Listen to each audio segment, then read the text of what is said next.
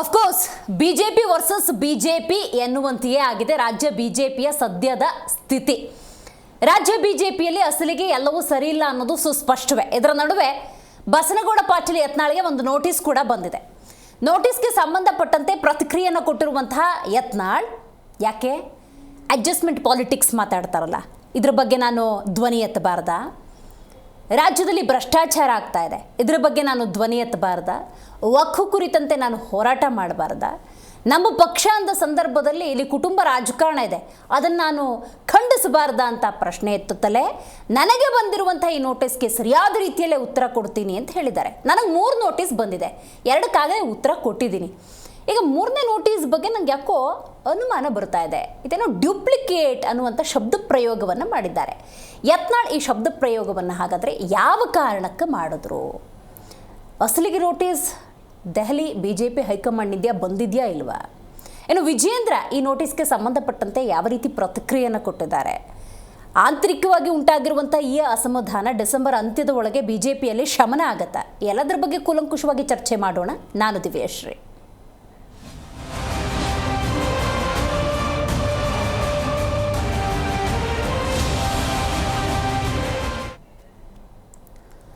ರಾಜ್ಯ ಬಿಜೆಪಿಯಲ್ಲಿ ಎಲ್ಲವೂ ಸರಿ ಇಲ್ಲ, ಬಣಗಳಾಗ್ಬಿಟ್ಟಿದ್ದಾವೆ, ಕಾಣಿಸ್ತಾ ಇದೆ. ಅದು ವಿಜೇಂದ್ರ ಬಣ ಒಂದು ಕಡೆ ಇದೆ, ಮಗದೊಂದು ಕಡೆ ಬಸನಗೌಡ ಪಾಟೀಲ್ ಯತ್ನಾಳ್ ಒಂಟಿ ಸಲಗದ ಹೋರಾಟ ಅಂತ ಹೇಳ್ಕೊಳ್ತಲೇ ಅವರದ್ದು ಒಂದು ತಂಡವನ್ನು ಕಟ್ಕೊಂಡ್ಬಿಟ್ಟಿದ್ದಾರೆ.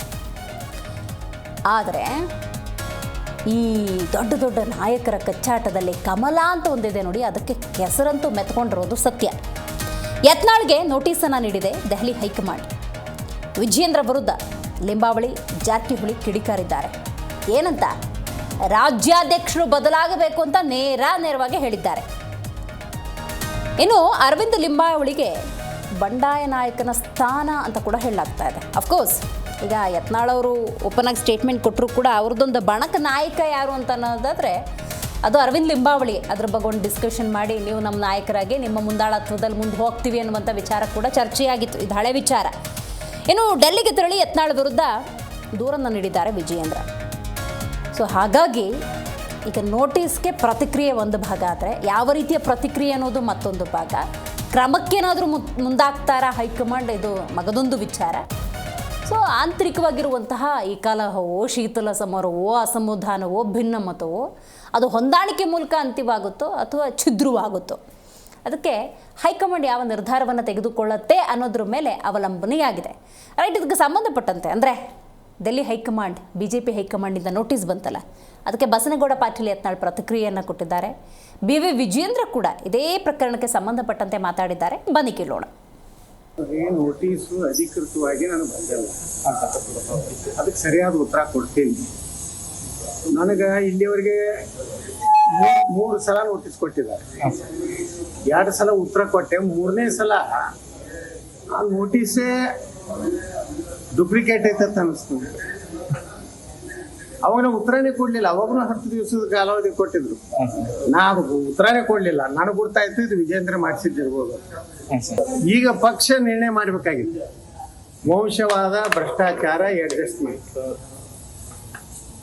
ಮತ್ತು ಹಿಂದುತ್ವದ ಪರವಾಗಿ ಮಾತಾಡಬೇಕು. ಬೇಡ, ನಮ್ಮ ಪ್ರಧಾನಮಂತ್ರಿಗಳು ಹೇಳ್ಯಾರ ವಂಶವಾದ ಇರಬಾರ್ದು, ಭ್ರಷ್ಟಾಚಾರ, ಕರಪ್ಟ್ ಪಾಲಿಟಿಷಿಯನ್ ನಮ್ಮ ಪಾರ್ಟಿಯಾಗ ಇರಬಾರ್ದು, ಅಡ್ಜಸ್ಟ್ಮೆಂಟ್ ಪಾಲಿಟಿಕ್ಸ್ ಇರಬಾರ್ದು ಮತ್ತು ಹಿಂದುತ್ವ ಪರವಾಗಿ ಇರಬಾರ್ದು ಅಂತ ಏನಾರೇ ಹೊಸಾದ ಏನಾರೇ ವಿಜೇಂದ್ರ ಸಲುವಾಗಿ ತಿದ್ದುಪಡಿ ಏನಾರ ಆಗಿದ್ರೆ ಅದನ್ನೇ ಪ್ರಶ್ನೆ ಮಾಡಿ. ಏನು ಭಯ ಏನೈತ್ರಿ? ಅದು ಯಡಿಯೂರಪ್ಪಗೆ ವಿಜೇಂದ್ರಗೆ ಭಯ ಐತಿ. ಅವರು ಯಡಿಯೂರಪ್ಪನ ವಿರುದ್ಧ ಗಂಭೀರ ಪ್ರಕರಣ ಅದಾವ, ಭ್ರಷ್ಟಾಚಾರ ಪ್ರಕರಣ, ಇನ್ನೀ ವಗೈರೆ ಜಾಮೀನು ರಹಿತ ಪ್ರಕರಣಗಳದಾವ. ಅವ್ರು ಹಂಚಬೇಕು. ಅವರು ಸಿದ್ದರಾಮಯ್ಯಗೆ, DK ಶಿವಕುಮಾರ್ಗೆ ಸರೆಂಡರ್ ಆಗ್ಯಾರ ಇಬ್ರು ಅಪ್ಪ ಮಗ. ವಿಜೇಂದ್ರ ಏನೂ ಕೆಲಸ ಮಾಡ್ತಾ ಇಲ್ಲ. ಮೂಡಾದ ಪಾದಯಾತ್ರೆ ಬಿಟ್ಟರೆ ಇವರು ಅಡ್ಜಸ್ಟ್ಮೆಂಟ್ ಪಾಲಿಟಿಕ್ಸ್ನಿಂದ DK ಶಿವಕುಮಾರ್ ಬಗ್ಗೆ ಗಂಭೀರವಾದಂಥ ಆರೋಪ ಬಂದಾಗಿನೂ ಪ್ರತಿಕ್ರಿಯೆ ಕೊಡಲಿಲ್ಲ. ಏನು ಹೇಳಬೇಕಾಗಿತ್ತು? ವಿಜೇಂದ್ರ ನನ್ನನ್ನು ತೆಗಿತಾ ಇದ್ದಾರೆ ಅಂತ ಅವ್ರ ಅಪ್ಪನಂಗೆ ಹೇಳಬೇಕಾಗಿತ್ತ? ಈಗ ನಾಯಕತ್ವ ಮುಖ್ಯಮಂತ್ರಿ, ನನ್ನ ಮುಖ್ಯಮಂತ್ರಿ ನಾವು ರಾಜೀನಾಮೆ ಕೊಡ್ತಾ ಇದ್ದ, ಹಂಗನ್ಬೇಕಾಗಿತ್ತು. ಏನು ಒಳ್ಳೆ ಕತೆ ಹೊಡಿತಿರಲ್ಲ. ಅಲ್ಲ ಅಪ್ಪ ಮಕ್ಕಳು ಬೈಕೊಂಡು ಓಡಾಡಿ ನೀವೆಲ್ಲ ತಿಳ್ಕೊಡ್ರಿ ಯತ್ನಾಳ್ ಉಚ್ಚಾಟನೆ ಮಾಡ್ತಾರೆ ಯತ್ನಾಳ್ ಮುಗೀತು ಅಂತ ಏನೂ ಆಗುದಿಲ್ಲ. ಅಲ್ಲ ಸರ್ ಅಪ್ಪ ನಾ ಮತ್ತಿಟ್ಟು ಕಾನ್ಫಿಡೆಂಟ್ ಆಗಿನಿ. ಅಪ್ಪ ಮಕ್ಕಳು ನೋಟಿಸ್ ಬರ ಹೋರಾಟ ಮಾಡ ನೀವು ಇನ್ನೂ ಸ್ಟ್ರಾಂಗ್ ಆಗ್ತಾ ಇದೀರಿ ಅಂತ. ಅಲ್ಲ ಸರ್ ಯಡಿಯೂರಪ್ಪ ಮತ್ ಮಕ್ಕಳನ್ನ ಬೈಕೊಂಡು ಓಡಾಡಿದ್ರೆ ದೊಡ್ಡವರಾಗ್ತೀವಿ, ದೊಡ್ಡ ಸ್ಥಾನ ಸಿಗುತ್ತೆ ಅಂತ ಕನಸು ಕಾಣ್ತಾ ಇರೋರಿಗೆ ಅನ್ನುವಂತ ಅರ್ಥದಲ್ಲಿ ಮಾತಾಡಿದ್ದಾರೆ. ಯಡಿಯೂರಪ್ಪ ಎಲ್ಲಿ ಮುಗಿದೈತ್ರಿ ಅವ್ರ ಕತಿ. ಯಡಿಯೂರಪ್ಪ ಏನೇನು ಮುಗಿದೈತಿ ಲಿಂಗಾಯತರೊಳಗರ ಏನು ಮುಗಿದೈತೆ ಸುಮ್ಮನೆ ಹೇಳ್ಕೊತಾರೆ. ನಾನು ಲಿಂಗಾಯತರೆಲ್ಲ ನಾನು ಹಿಂದಿದ್ದಾರೆ, ನಾನು ಪ್ರಯತ್ನ ಮಾಡಿದ್ರೆ ಹಾಗೆ ಮಾಡ್ತೇನೆ, ಬಿ ಜೆ ಪಿನ ಮುಗಿಸಿ ಬಿಡ್ತೇನೆ. ಎಷ್ಟು ಕೆ ಜೆ ಪಿಗೆ ಹೋಗಿ ಎಷ್ಟು ಸೀಟ್ ತಂದ್ರಿ, ಎಷ್ಟು ಸೀಟ್ ತಂದ್ರೆ ಕೆ ಜೆ ಪಿಗೆ ಹೋಗಿ ಯಡಿಯೂರಪ್ಪ ಇಡೀ ಕರ್ನಾಟಕ ನಾನು ನಿಂತಿದ್ದೆ, ನಾನು ಬೆನ್ನಿಗೆ ನಿಂತಿದ್ದೆ. ಎಷ್ಟು ಸೀಟ್ ಎಷ್ಟು ತಂದ್ರಿ ಮಿಸ್ಟರ್ ಯಡಿಯೂರಪ್ಪ. ಸುಮ್ಮ ಬಿಡ್ರಿ, ಮನ್ಯಾಗ ಮೊಮ್ಮಕ್ಕಳನ್ನ ಆಡ್ಸೋದ್ಕೊಂಡ್ರಿ, ಮರಿ ಮೊಮ್ಮಕ್ಕಳ ಯಾವ ಹೀಗಾರಿ ಬಿಡ್ರಿ. ಬಂದವ್ರಿಗೆಲ್ಲ ಏನೇನು ಮಾಡ್ಕೊತ ಕುಂಡಿರ್ತೀರಿ. ನಾನು ಯತ್ನಾಳ್ ವಿಚಾರವಾಗಿ ನೋಟಿಸ್ ವಿಚಾರವಾಗಿ ನಾನು ಪದೇ ಮಾತಾಡೋದಕ್ಕೆ ಹೋಗೋದಿಲ್ಲ. ಅದು ನಕಲಿನೋ ಅಸಲಿನೋ ಬರುವಂತದ್ರಲ್ಲಿ ಗೊತ್ತಾಗ್ತದೆ. ನಾನು ಅದ್ರ ಬಗ್ಗೆ ಹೆಚ್ಚಾಗಿ ಮಾತನಾಡೋದಕ್ಕೆ ಹೋಗೋದಿಲ್ಲ. ನಾನು ಯತ್ನಾಳ್ ವಿಚಾರವಾಗಿ ನೋಟಿಸ್ ವಿಚಾರವಾಗಿ ನಾನು ಪದೇ ಮಾತಾಡೋದಕ್ಕೆ ಹೋಗೋದಿಲ್ಲ. ಅದು ನಕಲಿನೋ ಅಸಲಿನೋ ಬರುವಂತದ್ರಲ್ಲಿ ಗೊತ್ತಾಗ್ತದೆ. ನಾನು ಅದ್ರ ಬಗ್ಗೆ ಹೆಚ್ಚಾಗಿ ಮಾತನಾಡೋದಕ್ಕೆ ಹೋಗೋದಿಲ್ಲ.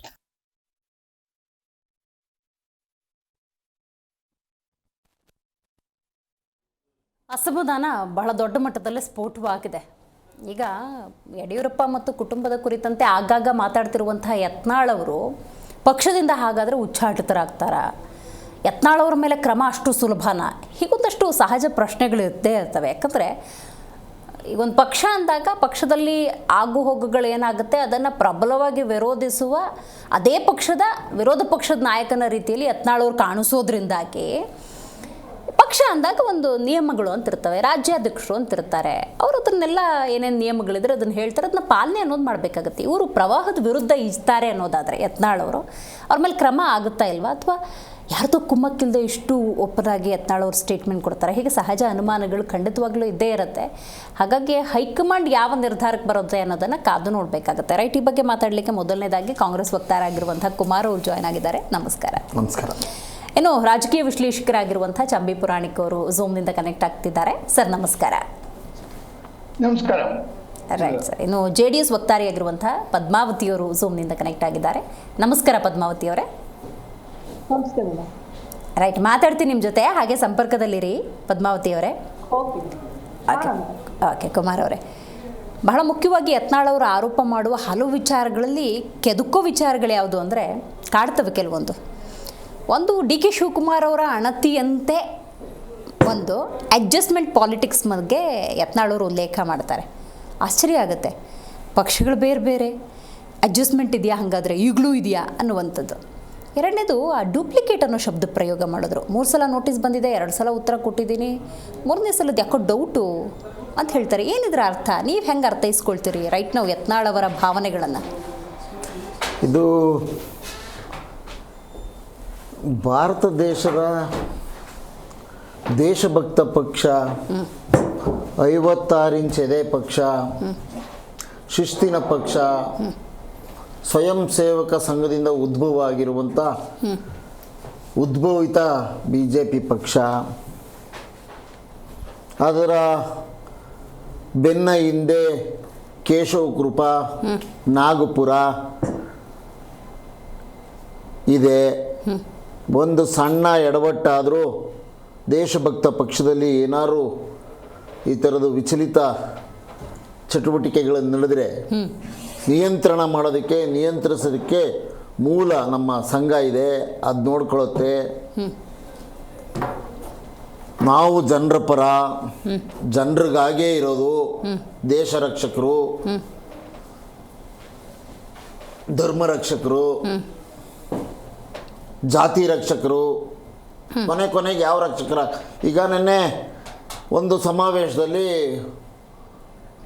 ಸಂಘದ ಮುಖ್ಯಸ್ಥರು ಈಗಿರೋ ಸಾಲದು 140 ಕೋಟಿ ಜನಸಂಖ್ಯೆ ಭಾರತ ದೇಶದಲ್ಲಿ, ಉತ್ಪಾದನಾ ವೆಚ್ಚ ಜಾಸ್ತಿ ಆಗ್ತಿದೆ, ಬಡತನ ಜಾಸ್ತಿ ಆಗ್ತಿದೆ ಅಂತ ನಾವಿಲ್ಲಿ ಸ್ಥಳೀಯ ಸರ್ಕಾರಗಳು ಅದ್ರ ವಿರುದ್ಧವಾಗಿ ಚಟುವಟಿಕೆಗಳು ನಡೆಸ್ತಾ ಅದನ್ನು ಕಡಿಮೆ ಮಾಡಬೇಕು ಅಂತ ಹೋರಾಟ ಮಾಡ್ತಿದ್ರೆ, ಅವ್ರು ಹೇಳ್ತಾರಲ್ಲಿ ಹೆಣ್ಮಕ್ಳು ಏನು ಅಂದ್ಕೊಂಡಿದ್ದಾರೆ, ಇವರು ತಾವು ಮೊದಲು ಮದುವೆ ಆಗಿ ಆಮೇಲೆ ದೇಶದಲ್ಲಿರೋರಿಗೆಲ್ಲ ಹೇಳಿವ್ರಂತೆ. ಏನು ಹುನ್ನಾರ ಅನ್ನೋದು ನಮಗೆ ಗೊತ್ತಿದೆ.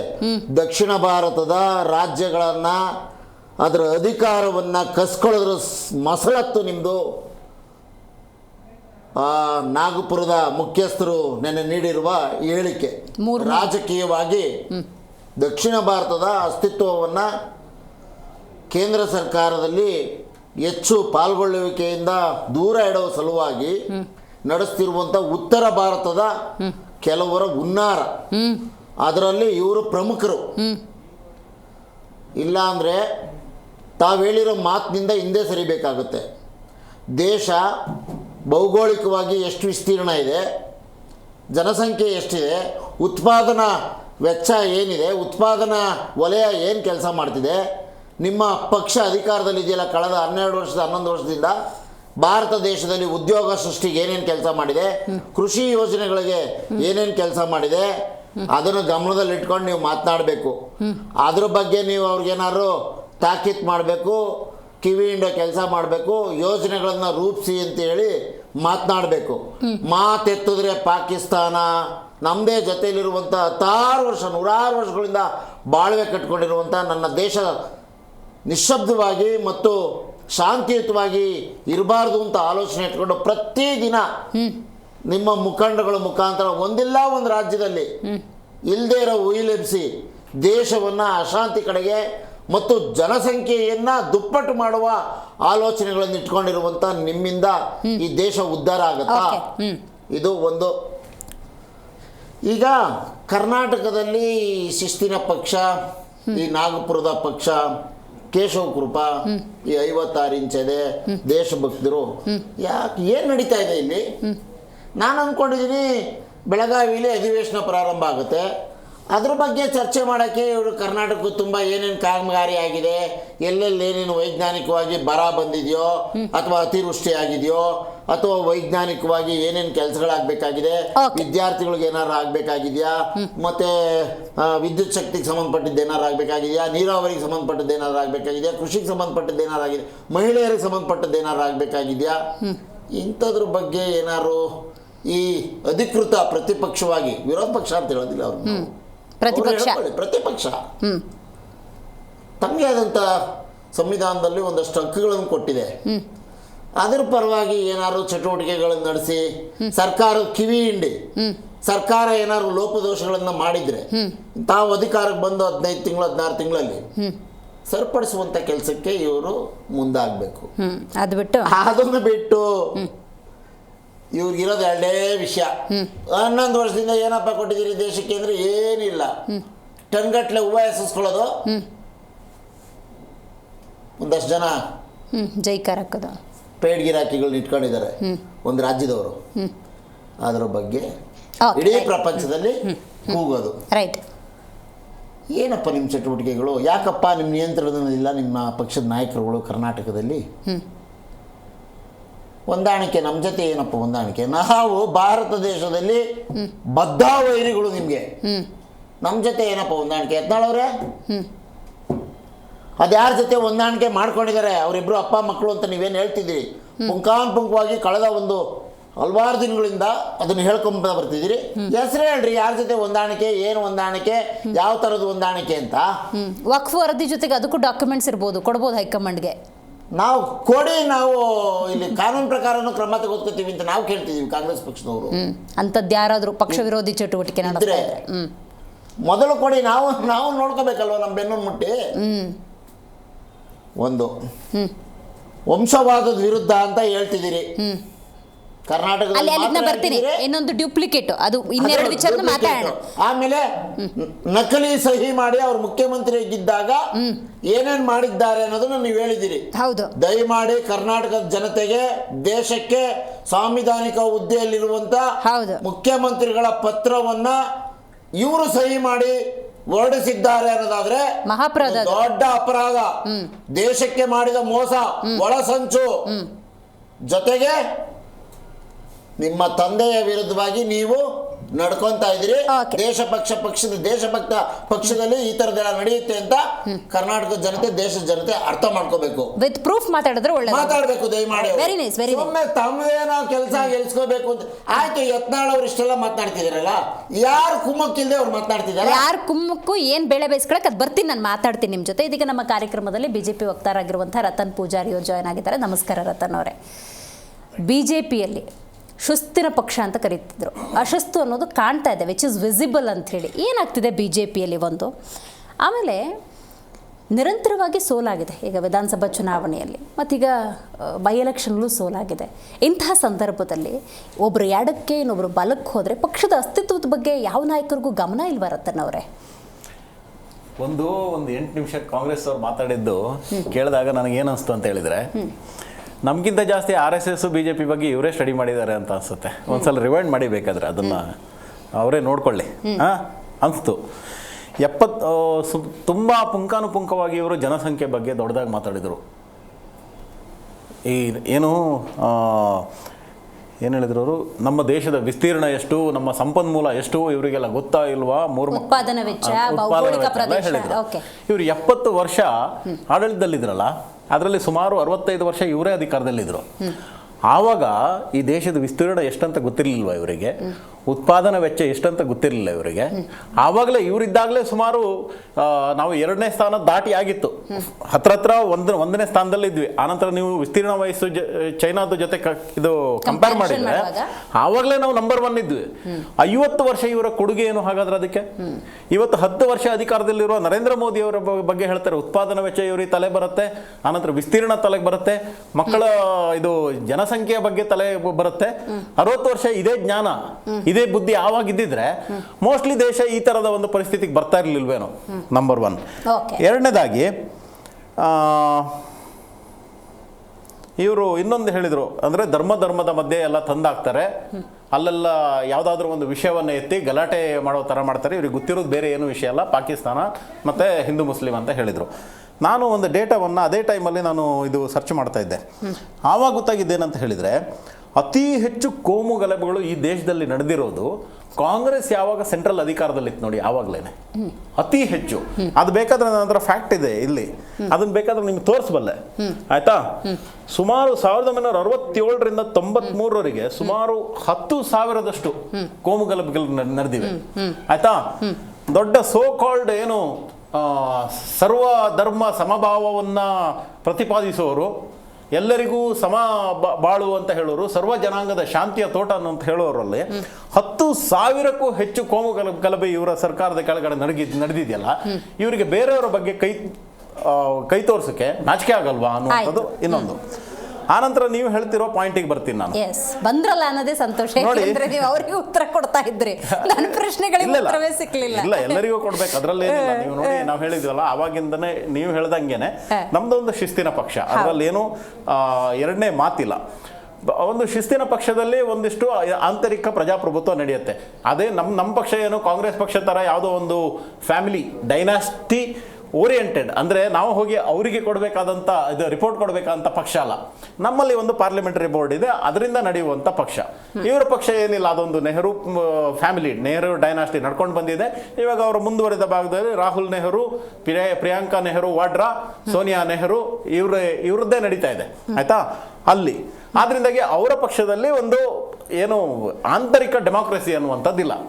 ನಮ್ಮ ಪಕ್ಷದಲ್ಲಿ ಅಫ್ಕೋರ್ಸ್ ಇವಾಗ ಒಂದು ಚಿಕ್ಕ ಪುಟ್ಟ ಗೊಂದಲಗಳು ನಡೀತಾ ಇವೆ. ಆನಂತರ ಒಂದು ಪಕ್ಷ ರಾಜಕೀಯ ಒಂದು ಮನೆಯಿಂದ ಅಂತ ಹೇಳಿದ್ರೇ ಅಲ್ಲಿ ಹಲವಾರು ಗೊಂದಲ ಇರುತ್ತೆ, ಚಿಕ್ಕ ಪುಟ್ಟ ಸಮಸ್ಯೆಗಳಿರುತ್ತೆ. ಒಬ್ಬರು ತೆಗೆದುಕೊಂಡ ನಿರ್ಣಯದಲ್ಲಿ ಇನ್ನೊಬ್ಬರಿಗೆ ಏನೋ ಒಂಚೂರು ಅಂದರೆ ಅಸಮಾಧಾನ ಇರುತ್ತೆ, ಅಫ್ಕೋರ್ಸ್.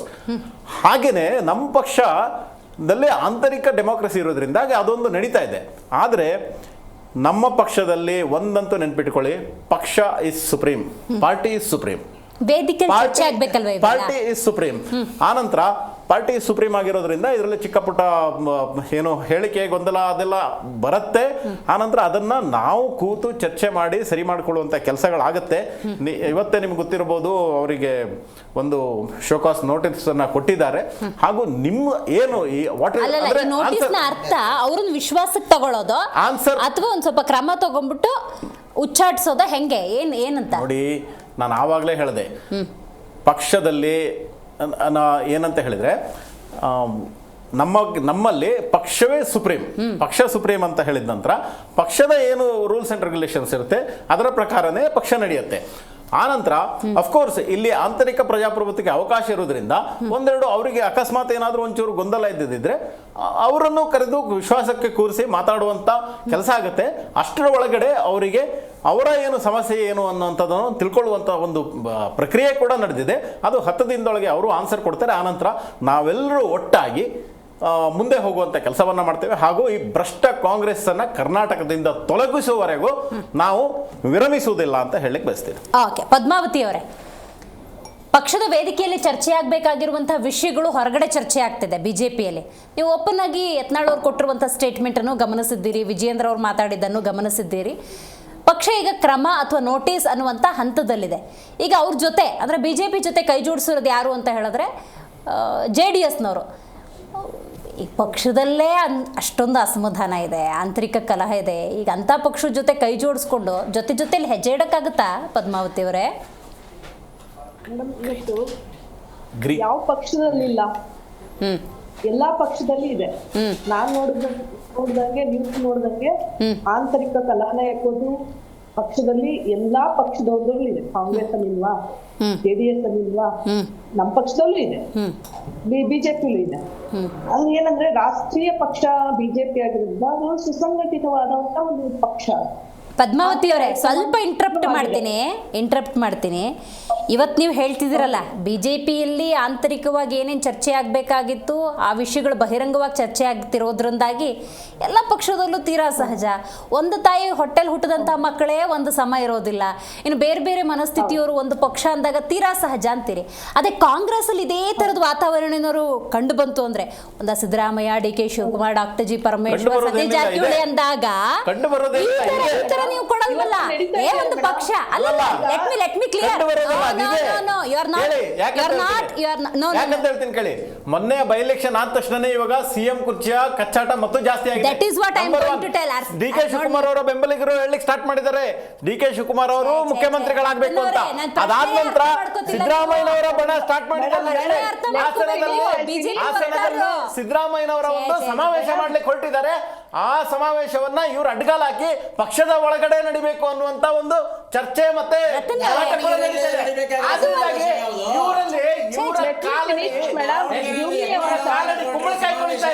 ಬೇರೆಯವ್ರ ಕಾಲಡಿ ಕೊಳೆಯುವಂತ ನಿಂಬೆ ಹಣ್ಣಿನ ಬಗ್ಗೆ ಜಾಸ್ತಿ ಮಾತಾಡ್ತಾ ಇದ್ದಾರೆ. ಪ್ರಶ್ನೆನೇ ಅರ್ಥ ಆಗ್ಲಿಲ್ಲ ರತನ್ ಅವರೇ. ಏನಂದ್ರೆ ಪದ್ಮಾವತಿ ಅವರೇ, ಕಾಂಗ್ರೆಸ್ ಏನಾದ್ರೂ ಸಣ್ಣ ಪುಟ್ಟ ಅಸಮಾಧಾನ ಇದ್ದಾಗ ಒಂದು ಪಕ್ಷ ಅಂದಾಗ ತೀರಾ ಸಹಜ ಅಂತ ಅಕ್ಸೆಪ್ಟ್ ಮಾಡ್ಬೇಕು ನೀವುನು. ಕಾಂಗ್ರೆಸ್ ಎಲ್ಲ ಆದ್ರೆ ಅದೇನೋ ಶೀತಲ ಸಮರ, ಅದೇನೋ ಆಂತರಿಕ ಕುಚ್ಚಾಟ, ಭಿನ್ನಮತ ಅಂತ ಬಿಂಬಿಸ್ಬಿಡ್ತೀರಿ. ನಿಮ್ ಪಕ್ಷದಲ್ಲ ಅಥವಾ ಬಿಜೆಪಿ ಎಲ್ಲ ಆದ್ರೆ ಅದು ಒಂದೇ ತಾಯಿ ಹೊಟ್ಟೆಲ್ ಹುಟ್ಟಿದ ಮಕ್ಕಳು ಒಂದ್ ಸಮ ಇರೋದಿಲ್ಲ, ಇನ್ ಪಕ್ಷ ಅಂದಾಗಿರುತ್ತೆ. ಈ ತರದ ಸ್ಟೇಟ್ಮೆಂಟ್ ಗಳನ್ನ ಹೆಂಗ್ರಿ ಡೈಜೆಸ್ಟ್ ಮಾಡ್ಕೊಳ್ಳೋದು? ಇವತ್ತಿನ ದಿವಸ 3 ಪಕ್ಷದಲ್ಲೂ ಇದೆ ಈ ಒಂದು ಇವತ್ತು ರಿಯಲೈಸೇಷನ್ ಆಗಿದೆ. ಪಕ್ಷದಲ್ಲೂ ಇದೆ, ಯಾವ JDS ಅಲ್ಲೂ ಇದೆ, ನಮ್ಮ ಪಕ್ಷದಲ್ಲೂ ಇದೆ ಅಂತಾನು ಹೇಳ್ಕೊತೀನಿ. ನಮ್ಮ ಪಕ್ಷದಲ್ಲೂ ಇದೆ, ಬಿಜೆಪಿನಲ್ಲೂ ಇದೆ, ಮತ್ತೆ ಕಾಂಗ್ರೆಸ್ ಅಲ್ಲಿ ಇದೆ. ಎರಡೂ ರಾಷ್ಟ್ರೀಯ ಪಕ್ಷದಲ್ಲೂ ಇದೆ, ಇಲ್ಲ ಅಂತ ನಾನು ಹೇಳಲ್ಲ. ಏನಂದ್ರೆ ಸುಸಂಘಟಿತವಾದಂತ ಒಂದು ಸಂಘಟನೆಯಲ್ಲಿ ಬಿಜೆಪಿ ಇವತ್ತು ಹೈಕಮಾಂಡ್ ಸುಭದ್ರವಾಗಿ ನಡೀತಾ ಇದೆ. ಏನ್ ಒಂದು ಬೇಜಾರಂದ್ರೆ 4 ಗೋಡೆಗಳ ಮಧ್ಯೆ ನಡಿಬೇಕಾಗಿರುವಂತ ವಿಚಾರ ಇವತ್ತು ಆದಿ ಬೀದಿ ರಂಪ ಆಗಿರೋದ್ರಿಂದ ನಮಗೂ ಎಲ್ಲೋ ಒಂದ್ ಕಡೆ ಒಂದು ಬೇಜಾರಿದೆ. ಯಾಕಂದ್ರೆ ನಾವು ಇವಾಗ ಒಂದು ಅಂಗಪಕ್ಷವಾಗಿ ನಾವು ಅವ್ರ ಜೊತೆಲಿ ಹೊಂದಾಣಿಕೆ ಮಾಡ್ಕೊಂಡು ಹೋಗ್ತಾ ಇದೀವಿ. ಇವಾಗ ನಾವ್ ಹೇಳ್ತೀವಿ, ಈಗ ಕಾಂಗ್ರೆಸ್ ನಲ್ಲಿ ಈಗ ನೀವು ನೋಡ್ದಂಗೆ ಈಗ ಬೈ ಎಲೆಕ್ಷನ್ ಆಗ್ತಿದ್ದಂಗೆ ಅವ್ರು ಮುಖ್ಯಮಂತ್ರಿ ಸ್ಥಾನ ಬೇಕು ಅಂತ ಹೇಳಿ ಈಗ ಶೋಷಿತರ ಒಕ್ಕೂಟದ ಸಮಾವೇಶ ಅಂತ ಹೇಳಿ ಏನ್ ಹಾಸನದಲ್ಲಿ ಮಾಡಕ್ ಹೊರಟು, ಅದಕ್ಕೆ ಟಾಂಗ್ ಕೊಡ್ಲಿಕ್ಕೆ ಸಲುವಾಗಿ ಇವತ್ತು DK ಶಿವಕುಮಾರ್ ಅವರು ತುಮಕೂರಿನಲ್ಲಿ ಒಂದು ಸಮಾವೇಶ ಮಾಡ್ತಾರೆ. ಆ ಸಮಾವೇಶ ಆಯೋಜಕರೇ ಇವತ್ತು ಹೋಗಿರಲ್ಲ. ಆಗ ಅಲ್ಲಿ ಅದು ಹೈಕಮಾಂಡ್ ಹೋಗಿ ಈಗ ಪಕ್ಷದ ಅಡಿನಲ್ಲಿ ಮಾಡ್ಬೇಕು, ಅವರ ಕೈ ಬಲನ ಅವ್ರು ತೋರ್ಸ್ಕೊಳಕ್ಕೋಸ್ಕರ ಹಾಸನದಲ್ಲಿ ಮಾಡುದು. ಸಿದ್ದರಾಮಯ್ಯ ಅವ್ರನ್ನ ಎಲ್ಲಿ ಕೆಳಗಿಳಿಸ್ಬಿಡ್ತಾರೆ ಅಂತ ಹೇಳಿ ಅವರ ಬೆಂಬಲಿಗರು ಶೋಷಿತ ವರ್ಗ ಅಂತ ಹೇಳಿ ಹೆಸರಿಟ್ಕೊಂಡು ಅಲ್ಲಿ ಒಂದು ಸಮಾವೇಶ ಮಾಡುವಂತ ಒಂದು ಸನ್ನಿವೇಶ ಏನಿತ್ತು ಇವಾಗ, ಹೌದಲ್ವಾ? ಅವ್ರು ಇವಾಗ ಹೇಳ್ತಾರೆ, ಈಗ ನಾನು ಕಾಂಗ್ರೆಸ್ ವಕ್ತಾರ ಹೇಳ್ತಾ ಇದ್ರು ದೇಶಭಕ್ತ ಪಕ್ಷ ಬಿಜೆಪಿ ಅಂತ ಅವರೇ ಒಪ್ಕೋತಾ ಇದ್ದಾರೆ. ಹಾಗಾದ್ರೆ ಇವ್ರೇನ್ ದೇಶಭಕ್ತ, ಈಗ ದೇಶಭಕ್ತ ಪಕ್ಷ 56 ಇಂಚಿನ ಪಕ್ಷ ಕೇಶವಪುರದ ನಾಗಪುರ ಅಂತೆಲ್ಲ ಇವ್ರು ಹೇಳ್ತಾ ಇದಾರಲ್ಲ, ಹಾಗಾದ್ರೆ ಇವ್ರು ದೇಶಭಕ್ತ ಅಲ್ವಾ? ಹಾಗಾದ್ರೆ ದೇಶಕ್ಕಾಗಿ ಏನು ಅಲ್ವಾ? ದೇಶ ಪಕ್ಷ ಅಲ್ವಾ? ಹಾಗಾದ್ರೆ ಇವ್ರೇನ್ ಮಾಡ್ತಾ ಇದಾರೆ? ಎಲ್ಲ ಅಭಿವೃದ್ಧಿ ಮಾಡ್ತಾ ಇದಾರೆ. ಗ್ಯಾರಂಟಿಗಳ ಗುಂಗಿನಲ್ಲಿ ಗ್ಯಾರಂಟಿಗಳನ್ನ ಕೊಡ್ಲಿಕ್ಕಾಗ್ದೇನೆ ಹಣ ನಾನು ಬಿಜೆಪಿ ಅಂತ ಜಾತ್ಯತೀತ ಅಂತ ತೆಗೆದಾಕೊಳ್ಳಿ. ಹೇಳ್ಕೊಂಡಿದಾರಲ್ಲ ಮೇಡಮ್, ಮಾತಾಡಿ ನೀವು ಎಲ್ಲ ಅವ್ರು ಬಿಜೆಪಿ ಅಲ್ಲ ಕುಮಾರ್ ಅವರೇ, ರಾಜಕಾರಣ ಅವ್ರು ಹೇಳ್ಕೊಂಡಿದ್ದಾರೆ ಅಭಿವೃದ್ಧಿ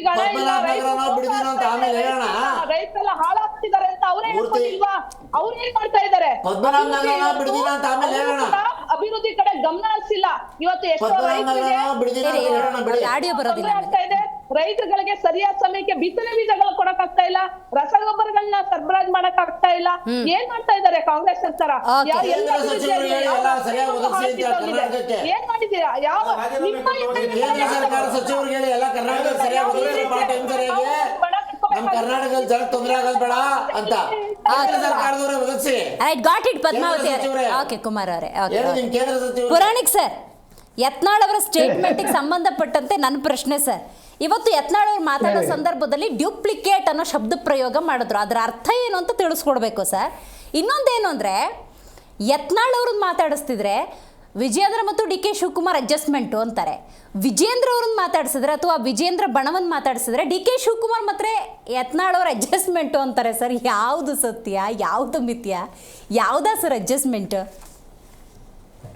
ದಿವಶ್ರೀ ಅವರೇ, ಈಗ ಪದ್ಮಾವತಿ ಅವರು ಒಂದು ಪಾಯಿಂಟ್ ಚೆನ್ನಾಗಿ ಹೇಳಿದ್ರು. ಅಂದ್ರೆ ಒಂದ್ ರೀತಿನಲ್ಲಿ ಅದು ಕನ್ಫೆಷನ್, ಅಂದ್ರೆ ಅವರು ಪಶ್ಚಾತ್ತಾಪ ಪಡೋ ರೀತಿನಲ್ಲಿ ಹೇಳಿದ್ರು. ಈ ಮೂರು ಪಕ್ಷದಲ್ಲಿ ಈ ರೀತಿ ಒಳ ಜಗಳ ಮತ್ತೆ ರೀತಿ ಪೈಪೋಟಿ ಮತ್ತೆ ಅಹಂಕಾರ ಅವೆಲ್ಲ ಇರುತ್ತೆ, ಜಿದ್ದಾಜಿದ್ದಿ ಇದೆ. ಆದ್ರೆ ಶಿಸ್ತಿನ ದೃಷ್ಟಿಯಿಂದ ನೋಡೋದಾದ್ರೆ ಭಾರತೀಯ ಜನತಾ ಪಕ್ಷದಲ್ಲಿ ಇವತ್ತು ಶಿಸ್ತಿಲ್ಲ ಅಂತಕ್ಕಂಥದ್ದು ಎದ್ದು ಕಾಣ್ತಾ ಇದೆ. ಯಾಕಂದ್ರೆ ಮುಜುಗರ ಆಗುವ ರೀತಿಯಲ್ಲಿ ಯತ್ನಾಳ್ರವರು ತಮ್ಮ ಒಂದು ಲಕ್ಷ್ಮಣ ರೇಖೆಯನ್ನ ಎಲ್ಲೆಯನ್ನ ಮೀರಿ ಯಾವ ವಕ್ಫ್ ಬೋರ್ಡ್ ವಿರುದ್ಧ ಅವರು ಚಳವಳಿಯನ್ನ ಮಾಡ್ತಾ ಇದ್ದೀನಿ ಅಂತಕ್ಕಂಥದ್ದನ್ನ ಹೇಳ್ತಾ ಅಲ್ಲಿ ವೈಯಕ್ತಿಕವಾದ ವಿಚಾರಗಳನ್ನ ಹೇಳ್ತಾರೆ.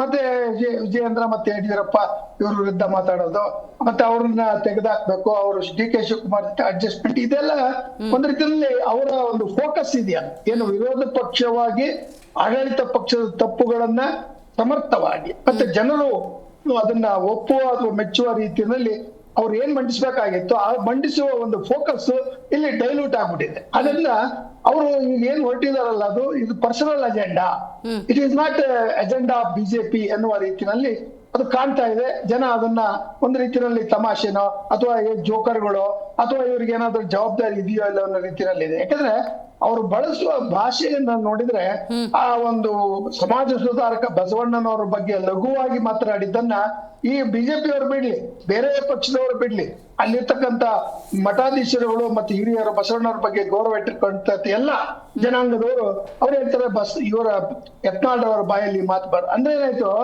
ಅವ್ರಿಗೆ ಬಹುಶಃ ಮಾತನಾಡುವಾಗ ಎಲ್ಲಿ ಏನನ್ನ ಮಾತನಾಡಬೇಕು ಅಂತಕ್ಕಂತ ಒಂದು ಏನು ಸಂಯಮ ಇದೆ ಅಥವಾ ಒಂದು ರೀತಿಯಲ್ಲಿ ಅದಕ್ಕೆ ಬೇಕಾದಂತಹ ಒಂದು ವೈಚಾರಿಕ ದೃಷ್ಟಿ ಇದೆ, ಅದರಲ್ಲಿ ವಿಫಲರಾಗಿದ್ದಾರೆ. ಅದರಿಂದ ಇದೊಂದು ಪ್ರಯಾಸದ ರೀತಿಯಲ್ಲಿದೆ. ಈಗಾಗಲೇ ಶೋಕಾಸ್ ನೋಟಿಸ್ ಬಂದಿದೆ. ನೀವ್ ಹೇಳಿದ್ರೆ ಅದು ಡೂಪ್ಲಿಕೇಟ್ ಅಂತಾರಲ್ಲ, ಅದು ಯತ್ನಾಳ್ ಸ್ಟೈಲ್. ಅದು ಈ ಬಸವಣ್ಣನೇ ಆತ್ಮಹತ್ಯೆ ಮಾಡಿ ಒಳೆನಲ್ಲಿ ಸತ್ತೋದ್ರು ಅಂತ ಹೇಳಿದ್ಮೇಲೆ ಈ ಡೂಪ್ಲಿಕೇಟ್ ನೋಟಿಸ್ ಅನ್ನೋದ್ರಲ್ಲಿ ಆಶ್ಚರ್ಯ ಏನಿಲ್ಲ. ಅವ್ರು ಇನ್ನೂ ಕೆಟ್ಟ ಪದವನ್ನು ಬಳಸ್ತಕ್ಕಂತ ವ್ಯಕ್ತಿ ಅಂತ. ಸರ್ ಅರ್ಥ ಆಯ್ತು ನನಗೆ. ಈಗ ನೋಡಿ 3 ಸಲ ನೋಟಿಸ್ ಬಂದಿದೆ ಅಂತಾರೆ ಯತ್ನಾಳ್ ಅವರು, 2 ಸತಿ ರಿಪ್ಲೈನು ಕೊಟ್ಟಿದ್ದಾರೆ. ಅಂದ್ರೆ 10 ದಿವಸದ ಕಾಲಾವಕಾಶ ಇರುತ್ತೆ, ಏನು ಉತ್ತರ ಕೊಡ್ಬೇಕು ಅದನ್ನು ಕೊಟ್ಟಿರ್ತಾರೆ. ಉತ್ತರ ಆದ್ಮೇಲೆ ಒಂದು ಕ್ರಮ ತಗೋಬೇಕು, ಇಲ್ಲ ಸಂಧಾನ ಆಗ್ಬೇಕು. ಆ 2 ಪ್ರಕ್ರಿಯೆಗಳಾಗಿಲ್ಲ ಅನ್ನೋದಾದ್ರೆ ಯತ್ನಾಳ್ ಏನ್ ಅನ್ಕೋಬೇಕು, ಹೈಕಮಾಂಡ್ ಬಗ್ಗೆ ಏನಂತ ಅನ್ಕೋಬೇಕು, ಒಂದು ಕನ್ಕ್ಲೂಷನ್ ಬರ್ಬೇಕಲ್ಲ.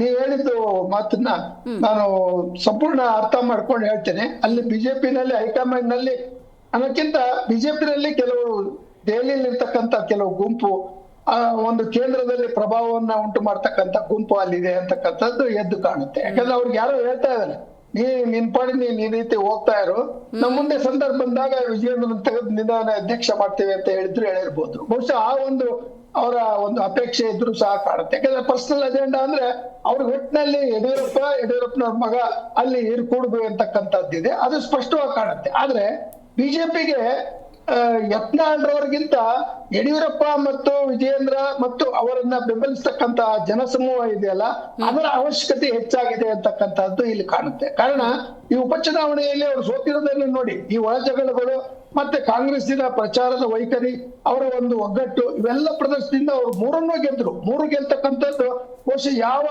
ಎಕ್ಸಿಟ್ ಪೋಲ್ ಅಥವಾ ಒಂದು ರೀತಿ ಒಪಿನಿಯನ್ ಪೋಲ್ ಮಾಡ್ತಕ್ಕಂಥದ್ದು ಸರ್ವೆನಲ್ಲಿ ಕಂಡಿರ್ಲಿಲ್ಲ. ಎರಡಿತ್ತು, ಅವ್ರು ಒಂದಿತ್ತು. ಆದ್ರೆ ಇವ್ರು ಮೂರನ್ನು ಕಳ್ಕೊಂಡ್ರು. JDS ನವರು ಹಾಗೆ ಕಳ್ಕೊಂಡ್ರು. ಕಾರಣ ಅಲ್ಲಿರ್ತಕ್ಕಂತ ಒಂದು ಪ್ರಬಲ ವ್ಯಕ್ತಿಗೆ ಅವ್ರು ಟಿಕೆಟ್ ಕೊಡದೆ ಅದನ್ನು ಕಳ್ಕೊಂಡ್ರು. ಅಂದ್ರೆ ಅವ್ರು ಮಾಡಿರೋ ತಪ್ಪುಗಳಿಗೆ ಅವ್ರಿಗೆ ಪಶ್ಚಾತ್ತಾಪ ಪಡ್ತಾ ಇದ್ದಾರೆ. ಬಟ್ ಬಹುಶಃ ಅವ್ರ ಲೆಕ್ಕಾಚಾರ ತಿರುಗಾಗ್ತಿದೆ. ಆದ್ರಿಂದ ಯತ್ನಾಳ್ರವರನ್ನ ಶಿಸ್ತಿಗೆ ಒಳಪಡಿಸದೆ ಹೋದ್ರೆ ಬಿಜೆಪಿಗೆ ಇನ್ನೂ ಡ್ಯಾಮೇಜ್ ಆಗುತ್ತೆ. ಯಾಕಂದ್ರೆ ಅವ್ರು ಹೇಳಿದಾರೆ, ರಮೇಶ್ ಜಾರಕಿಹೊಳಿ 2 ಕೋಟಿ ಕೊಡ್ತಾರೆ, ನಾನು 1 ಕೋಟಿ ಕೊಡ್ತೀನಿ, ಆಮೇಲೆ ಹಿಂಬಾವಳಿ 1 ಕೋಟಿ ರೂಪಾಯಿ ಕೊಟ್ಟು ನಾವು ಜನಗಳನ್ನ ಸೇರಿಸ್ತೇವೆ ಸಮಾವೇಶ. ಯಾಕೆ ಬೇಕು ಈ ದೊಂಬರಾಟ, ಈ ಒಂದು ಪ್ರತಿಷ್ಠೆಯ ಒಂದು ಪ್ರಯಾಸನ? ಯಾಕೆಂದ್ರೆ ಅದೇ ದುಡ್ಡನ್ನ ನೀವು ಬಡವರಿಗೆ ಕೊಡ್ಬೋದಿತ್ತು. ಕೊಟ್ಬಿಟ್ಟು ಈ ಜನ ಏನ್ ನೊಂದಿದಾರಲ್ಲ, ವಕ್ಫ್ ಆಸ್ತಿಯಿಂದ ರೈತರಿಗೆ ಅನ್ಯಾಯ ಆಗಿದ್ರೆ ಅಥವಾ ಇನ್ಯಾವುದೇ ರೀತಿಯ ಆತ್ಮಹತ್ಯೆ ಮಾಡಿರ್ತಕ್ಕಂಥ ಕುಟುಂಬಗಳಿದ್ರೆ ಅವರಿಗೆ ಹಣವನ್ನು ಕೊಟ್ಟು ಪ್ರಚಾರದಲ್ಲಿ ಒಳ್ಳೆ ಪ್ರಚಾರ ಪಡಿಬೋದಿತ್ತು. ಆಮೇಲೆ ಅವ್ರ ವ್ಯಕ್ತಿತ್ವವನ್ನು ತೋರಿಸ್ಬೋದಿತ್ತು. ಅಂದ್ರೆ ಏನಾಯ್ತು, ವ್ಯಕ್ತಿತ್ವೇಷದ ಆಧಾರದ ಮೇಲೆ ಯಾವುದೇ ಒಂದು ಹೋರಾಟವನ್ನ ಮಾಡ್ತಕ್ಕಂಥ ವ್ಯಕ್ತಿಗಳಿಗೆ ಪಕ್ಷದಲ್ಲಿ ಶಿಸ್ತಿನ ಒಂದು ಕ್ರಮ ಆಗ್ಬೇಕು. But it is too late. ಈಗಾಗಲೇ ಅದು ಬಂದ್ಬಿಟ್ಟಿದೆ. ಏನಂದ್ರೆ ಅವರಿಗೆ ಬೆಂಬಲ ಇದೆ, ಅದ್ರ ದೆಹಲಿಗೆ ಹೋಗಿ ನಾವು ಮತ್ತೆ 2ನೇ ತಾರೀಕು 3ನೇ ತಾರೀಕು ನಮ್ಮ ವಿಚಾರ ತಿಳಿಸ್ತೀವಿ ಅಂದ್ರೆ ಏನಾಯ್ತು, ಎಲ್ಲ ಒಂದು ರೀತಿಯಲ್ಲಿ ನೋಡ್ತಾ ಇರ್ತಕ್ಕಂಥ ದೆಹಲಿಯ ಹೈಕಮಾಂಡ್ಗೆ ಇವರನ್ನ ಶಿಸ್ತಿಗೆ ಒಳಪಡಿಸದೆ ಹೋದ್ರೆ ಕಷ್ಟ ಆಗುತ್ತೆ ಅನ್ನೋದಕ್ಕೆ ಈಗ ಒಂದು ನೋಟಿಸ್ ಕೊಟ್ಟಿದ್ದಾರೆ. ಆದ್ರಿಂದ ಆ ನೋಟಿಸ್ ಬಂದಿರೋದು ಡೂಪ್ಲಿಕೇಟ್ ಅಂತ ಅನ್ನೋಕ್ಕಿಂತ ಅದು ನಿಜವಾಗಿಯೂ ಒಂದು ನೋಟಿಸ್ ಮತ್ತೆ ಹೈಕಮಾಂಡ್ ಇಂದ ಬಂದಿದೆ. ಹೈಕಮಾಂಡ್ ಬೆಲೆ ಕೊಟ್ಟಂಗ ಆಗಲ್ಲ. ಹೈಕಮಾಂಡ್ ನೇ ಡೂಪ್ಲಿಕೇಟ್ ಅಂತ ಇವ್ರು ಹೇಳೋದಾದ್ರೆ ಬಹಳ ಹಾಸ್ಯದ ಅಥವಾ ಲಘುವಾದ ರೀತಿಯಲ್ಲಿ ಅವ್ರು ತೆಗೆದುಕೊಳ್ಳೋದು. ಅಂದ್ರೆ ಯತ್ನಾಳ್ ಒಂದು ಡಿಸಿಪ್ಲಿನ್ ಬರದ ಒಬ್ಬ ತುಂಟ ವಿದ್ಯಾರ್ಥಿ ಎನ್ನುವ ರೀತಿಯಲ್ಲಿ ವರ್ತಿಸ್ತಕ್ಕಂಥದ್ದು ನೋಡಿದ್ರೆ ಅಲ್ಲಿ ಹೆಡ್ ಮಾಸ್ಟರ್ಗಳು ಇಲ್ಲ ಅಂತಕ್ಕಂಥದ್ದು ಎದ್ದು ಕಾಣ್ತಾ ಇತ್ತು ಇದುವರೆಗೂ. ಈಗ ನೋಟಿಸ್ ಬಂದಿರೋದ್ರಿಂದ there is some hope for disciplining Yatnal ಬಗ್ಗೆ ಅವ್ರ ರಾಜಕೀಯ ಪಕ್ಷವಾಗಿ ಅವ್ರ ಏನಾದ್ರೂ ಒಳ್ಳೆ ಕೆಲಸ ಮಾಡ್ಬೇಕು, ಜನರಿಗೆ ಗೌರವ ರೀತಿಯಲ್ಲಿ ನಡ್ಕೋಬೇಕು ಅಂದ್ರೆ ಅವ್ರ ಡಿಸಿಪ್ಲಿನ್ಗೆ ಒಳಗಾಗ್ಬೇಕು ಮತ್ತು ಉತ್ತರವನ್ನು ಕೊಡಬೇಕು. ವ್ಯಕ್ತಿದ್ವೇಷವನ್ನ ಸಾರ್ವಜನಿಕವಾಗಿ ಹೇಳದೆ ಪಕ್ಷದ ಹೈಕಮಾಂಡ್ ಹೇಳಿ ಇವ್ರು ಏನ್ ಅಡ್ಜಸ್ಟ್ಮೆಂಟ್ ಮಾಡ್ಕೊಂಡಿದ್ದಾರೆ ಅಥವಾ ಅವ್ರು ಏನು ಹೊಂದಾಣಿಕೆ ಇದೆ DK ಶಿವಕುಮಾರ್ದು ಮತ್ತೆ ಇವ್ರದ್ದು ಪಾತ್ರ ಏನಿದೆ ಎಂತಕ್ಕಂಥದ್ದನ್ನ ಹೇಳಿ ಕ್ಲಾರಿಫೈ ಮಾಡ್ಬೋದು. ಬಹುಶಃ ಈ ದೃಷ್ಟಿಯಲ್ಲಿ ಅವರು ಶಿಸ್ತಿಗೆ ಒಳಪಡದೆ ಹೋದ್ರೆ ಅವರೊಂದು ಪ್ರಬುದ್ಧ ರಾಜಕಾರಣಿಯಾಗಿ ಒಳ್ಳೆಯ ನಾಯಕನಾಗಿ ಹೊರಹೊಮ್ಮತಕ್ಕಂಥ ಶಕ್ತಿ ಇರ್ತಕ್ಕಂಥ ಹಿರಿಯರು ಆ ಹಿರಿತನದ ಒಂದು ನಡವಳಿಕೆ ಈಗ ಸರಿ ಇಲ್ಲ ಅಂತಕ್ಕಂಥದ್ದು ಕಂಡು ಬರ್ತಾ ಇದೆ. ರೈಟ್. ಪಕ್ಷ ಅಂದ ಸಂದರ್ಭದಲ್ಲಿ ಅದು ಕಾಂಗ್ರೆಸ್ ಇರ್ಬೋದು, BJP ಇರ್ಬೋದು, JDS ಇರ್ಬೋದು, AAP ಇರ್ಬೋದು, ಆಂತರಿಕವಾಗಿ ಸಣ್ಣ ಪುಟ್ಟ ಸಮಸ್ಯೆಗಳು ತೀರಾ ಇದ್ದೇ ಇರ್ತವೆ. ಪಕ್ಷದ ವೇದಿಕೆಯಲ್ಲಿ ಚರ್ಚೆ ಆಗಬೇಕಾದ ಕೆಲವೊಂದು ವಿಚಾರಗಳು ಹೊರಗೆ ಬಂದು ಚರ್ಚೆಯಾದ ಸಂದರ್ಭದಲ್ಲಿ ಇಂಥ ಬಹಿರಂಗ ಚರ್ಚೆಗಳು ಕೂಡ ನಡಿಬೇಕಾಗತ್ತೆ. ಆದರೆ ಇಲ್ಲಿ ಆತಂಕ ಏನು ಅಂತ ಹೇಳಿದ್ರೆ ನೋಡಿ, ಬಹುದೊಡ್ಡ ವಿಶ್ವಾಸದಿಂದ ಕಾಂಗ್ರೆಸ್ ಆಡಳಿತವನ್ನು ನಡೆಸ್ತಾ ಇದೆ. ಒಳ್ಳೆ ಆಡಳಿತವನ್ನು ನಡೆಸಿರುವ ಸಂದರ್ಭದಲ್ಲಿ ಸಣ್ಣ ಪುಟ್ಟ ತಪ್ಪುಗಳು ಆಗಬಹುದು. ಅಂಥ ಸಂದರ್ಭದಲ್ಲಿ ಪ್ರತಿಪಕ್ಷ ಅನ್ನೋದು ಬಲವಾಗಿರಬೇಕು. ಅವರು ಕೂಡ ಜನರ ಪ್ರತಿನಿಧಿಯಾಗಿ ಕೆಲಸ ಮಾಡಬೇಕಾಗತ್ತೆ. ಸೊ ಇಂಥ ಒಳಜಗಳಗಳಿಂದ ಪಕ್ಷಗಳು ಅಸ್ತಿತ್ವವನ್ನು ಕಳೆದುಕೊಳ್ಳುವಂಥ ಮಟ್ಟಕ್ಕೇನಾದರೂ ಹೋಯಿತು ಅಂತ ಹೇಳಿದ್ರೆ ಜನರ ಹಿತದೃಷ್ಟಿಯಿಂದ, ಜನರ ಅಭಿವೃದ್ಧಿಯ ದೃಷ್ಟಿಯಿಂದ ಇದು ತೀರಾ ಅಪಾಯಕಾರಿ. BJP ವರ್ಸಸ್ BJP ಅನ್ನುವಂತೆಯೇ ಆಗಿದೆ. ಯಾಕಂದರೆ ಒಂದು ಕಡೆ ವಿಜಯೇಂದ್ರ ಬಣ ಇದ್ದರೆ ಮಗದೊಂದು ಕಡೆ ಅರವಿಂದ್ ಲಿಂಬಾವಳಿ, ಹಾಗೆಯೇ ಯತ್ನಾಳ್ ಬಣ ಎಂಬಂತಾಗಿದೆ. ಕುಮಾರ್ ಅವರೇ, ಸ್ವಲ್ಪ ಬೇರೆ ಆಯಾಮದಲ್ಲಿ ಈ ವಿಚಾರ ನೋಡೋಣ ಅಂತ ನನ್ನ ಭಾವನೆ. ಈಗ ಯತ್ನಾಳ್ ಅವರ ಭಾವನೆಯಿಂದನೇ ನೋಡೋಣ, ವಿಚ್ ಇಸ್ ವಿಸಿಬಲ್. ಈಗ ಇವತ್ತು ನಿನ್ನೆ ಏನು ಹೋರಾಟ ನಡೆಸ್ತಾ ಇಲ್ಲ. ಯಡಿಯೂರಪ್ಪ ಕುಟುಂಬ ಅಥವಾ ಈ ಥರದ್ದೇ ಒಂದು ಪರಿಪಾಠ ಬಂದಿರೋದ್ರಿಂದಾಗಿ ಸಹಜವಾಗಿ ಯಾವುದೋ ಒಬ್ಬ ಕಾರ್ಯಕರ್ತನಿಗೆ ನಿಷ್ಠಾವಂತನಾಗಿ ನೋಡಿ ಅವನಿಗಿಂತ ಭಾವನೆಗಳು ಬರ್ಬೋದು. ಆದರೂ ಕೂಡ ರೈಟ್ ನೋ ಸಿಚುವೇಷನಲ್ಲಿ ಪಕ್ಷ ಹೈಕಮಾಂಡು ನೋಟಿಸ್ ಅಂತ ಕೊಡೋದಾದರೆ ಧ್ವನಿ ಎತ್ತದವನಿಗೆ, ಯತ್ನಾಳ್ ಅವರಿಗೆ ಇದು ಹೆಂಗೆ ಅಂತ ನೋಡಿ.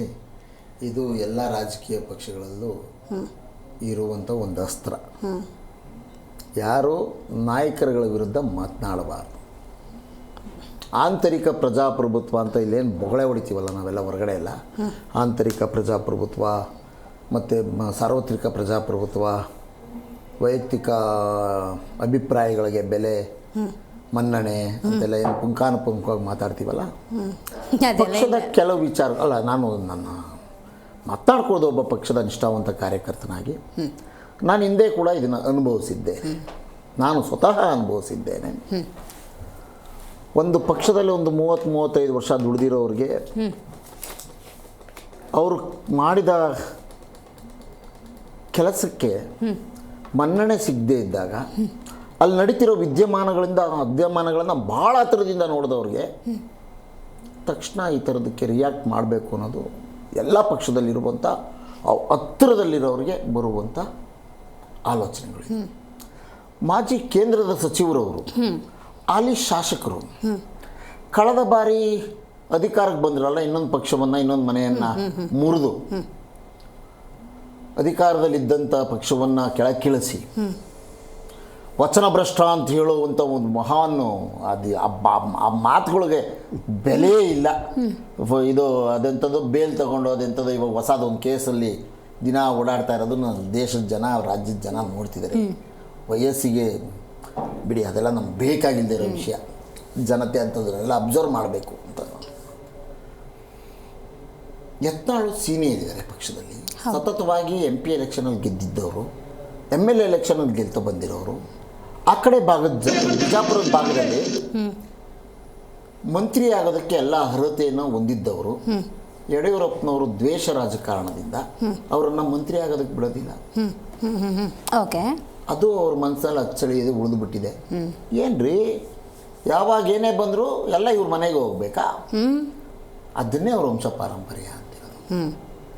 ಇದೇ ಅಪ್ಪ ಮಕ್ಕಳನ್ನು ಓಡಿಸ್ಬೇಕು ಅಂತ ಹೇಳ್ತಿರೋದು. ಇದೇ ಯಡಿಯೂರಪ್ಪ ವಿಧಾನಸೌಧದಲ್ಲಿ ನಿಂತ್ಕೊಂಡು ಅಸೆಂಬ್ಲಿಲಿ ಇದೇ ಅಪ್ಪ ಮಕ್ಕಳನ್ನ ಧ್ವಂಸ ಮಾಡದೇ ಹೋದ್ರೆ, ಬಗ್ಗು ಬಡಿದೇ ಇದ್ರೆ, ಇವ್ರನ್ನ ಓಡಿಸದೇ ಹೋದ್ರೆ, ಈ ದುರ್ಯೋಧನ ಧೃತರಾಷ್ಟ್ರನ ವಂಶನ ನಿರ್ವಂಶ ಮಾಡದೇ ಹೋದ್ರೆ ಅಂತೆಲ್ಲ ಭಾಷಣ ಮಾಡಿದ್ದಾರೆ. ನಾಗರಾಹು ಅಂತೆಲ್ಲ ಮಾತನಾಡಿದ್ದಾರೆ. ಕುಮಾರಸ್ವಾಮಿ ಒಂದು ನಿಮಿಷ ಬಿಡಿ ಸರ್, ನಾನು ನೀವು ಮಾತಾಡೋ ಏನು ಮಾತಾಡಬಾರ್ದು ಬಿಡಿ ಸರ್, ಅಂಥವೆಲ್ಲ ಮಾತಾಡಿದ್ದಾರೆ. ಬಿಡ್ರಿ, ನಮ್ಮವ್ರು ಯಾರು ಆ ಥರದ ಮಾತುಗಳೆಲ್ಲ ಮಾತಾಡಿಲ್ಲ ಅಸೆಂಬ್ಲಿಲಿ. ಒಂದು ನಿಮಿಷ ಬಿಡ್ರಿ, ಇರ್ಬೋದ್ರಿ, ದೊಡ್ಡವ್ರಿಗೆ ಬೆಲೆ ಕೊಡ್ತೀವಿ ನಾವು. ನಿಮ್ಮಲ್ಲಿ ನಾವು ದೊಡ್ಡವ್ರಿಗೆ ಬೆಲೆ ಕೊಡ್ತೇವೆ, ನಮ್ಮ ಪಕ್ಷದ ನಾಯಕರಿಗೆ ನಾವು ಬೆಲೆ ಕೊಡ್ತೇವೆ. ಇವರಲ್ಲಿ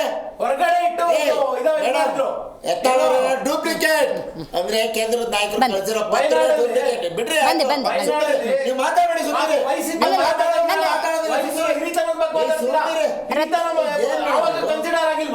ಒಂದು ನಿಮಿಷ ರತನ್, ಓಕೆ ಬಂದೆ ಅಲ್ಲಿ ಬರ್ತೀನಿ. ಅದ್ರ ಜೊತೆಗೆ ಒಂದೆರಡು ಆಡ್ ಆನ್ ಮಾಡ್ತೀನಿ.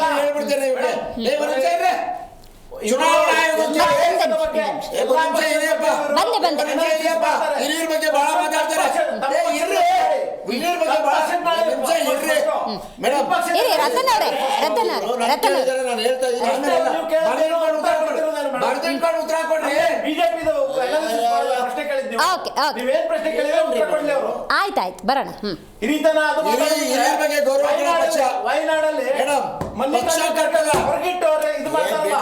ಚುನಾವಣಾ ಆಯೋಗ ಕೇಳಿ ಒಳಗಡೆ ಹೆಸರನ್ನು ಬಿಡಬೇಕು, ಹೆಸರನ್ನು ಬಿಡಬಾರ್ದು ಅನ್ನೋದು ಚುನಾವಣಾ ರಾಜಕೀಯ ಪಕ್ಷವೇ ಅಲ್ಲ. ಬಿಡ್ರಿ, ಪಕ್ಷ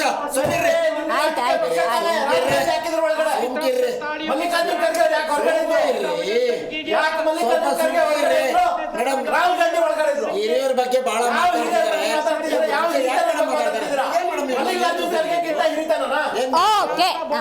ಮೇಡಮ್, ಚುನಾವಣಾ ಆಯೋಗ ಯಾರನ್ನು ಒಳಗಡೆ ಬಿಡಬೇಕು, ಎಷ್ಟು ಜನ ಒಳಗೆ ಬಿಡಬೇಕು ಅನ್ನೋದನ್ನ ಅಲ್ಲಿ ನಿಗದಿಪಡಿಸಲಾಗಿರುತ್ತೆ. ನೂಕು ನುಗ್ಗಾಟ ಇದ್ದಾಗ ಹಿರಿಯರಾದಂತ ಬಿಟ್ಬಿಡಿ, ಬಿಡಿ, ಇವ್ರ ಗೊತ್ತೇ ಇಲ್ಲ. LK ಅಡ್ವಾಣಿ ಅವರು ಬಿಜೆಪಿ ಪಕ್ಷ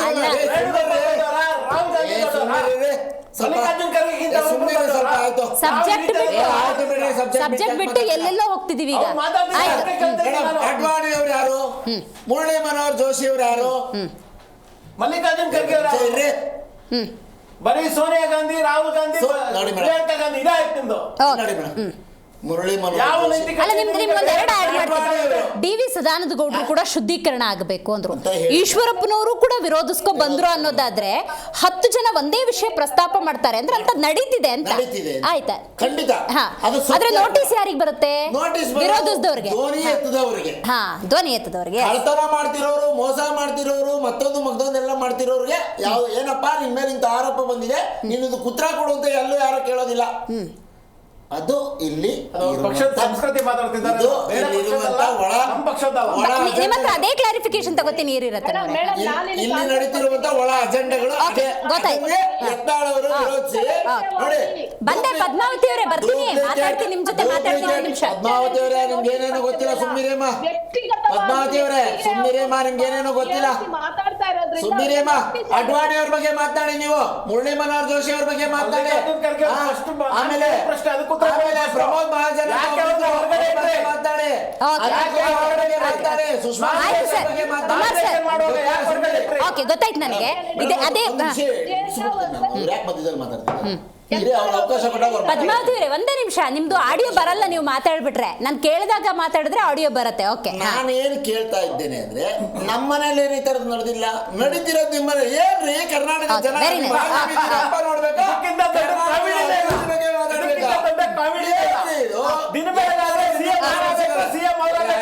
ಹೋರಾಟ ಮಾಡ್ತಾ ಇದ್ದಾರೆ, ನಮ್ಮನೇಲಿ ನಡೆದಿಲ್ಲ ಅಂತ. ಹಾಸನದಲ್ಲಿ ಯಾಕೆ ಸಮಾವೇಶ ಮಾಡ್ತಾ ಇದ್ದೀರಿ?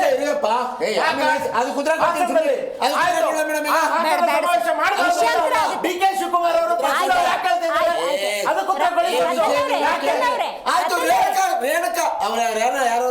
ಚಾರ್ಯ ಅವ್ರ ಅಧ್ಯಕ್ಷನ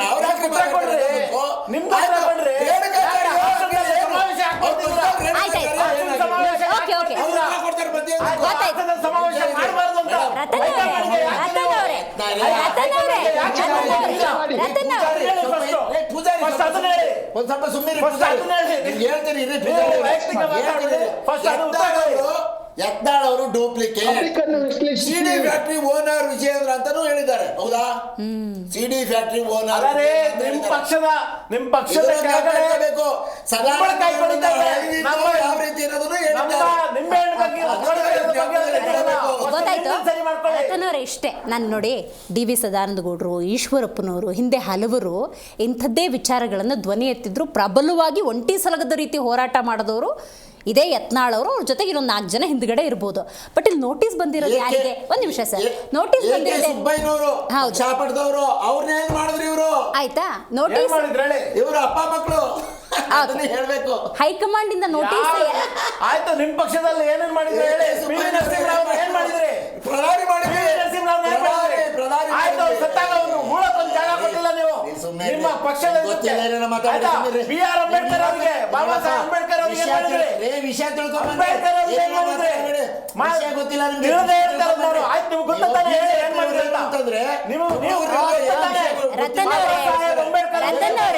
ವಿಷಯ ತಿಳ್ಕೊ. ಲಾಲಾ ಲಜಪತ್ ರಾಯ್ ವಿಷಯ ತಿಳ್ಕೊಂಡ್ರೆ ಯಾವ ವಿಷಯ ಬರಲಾರೆ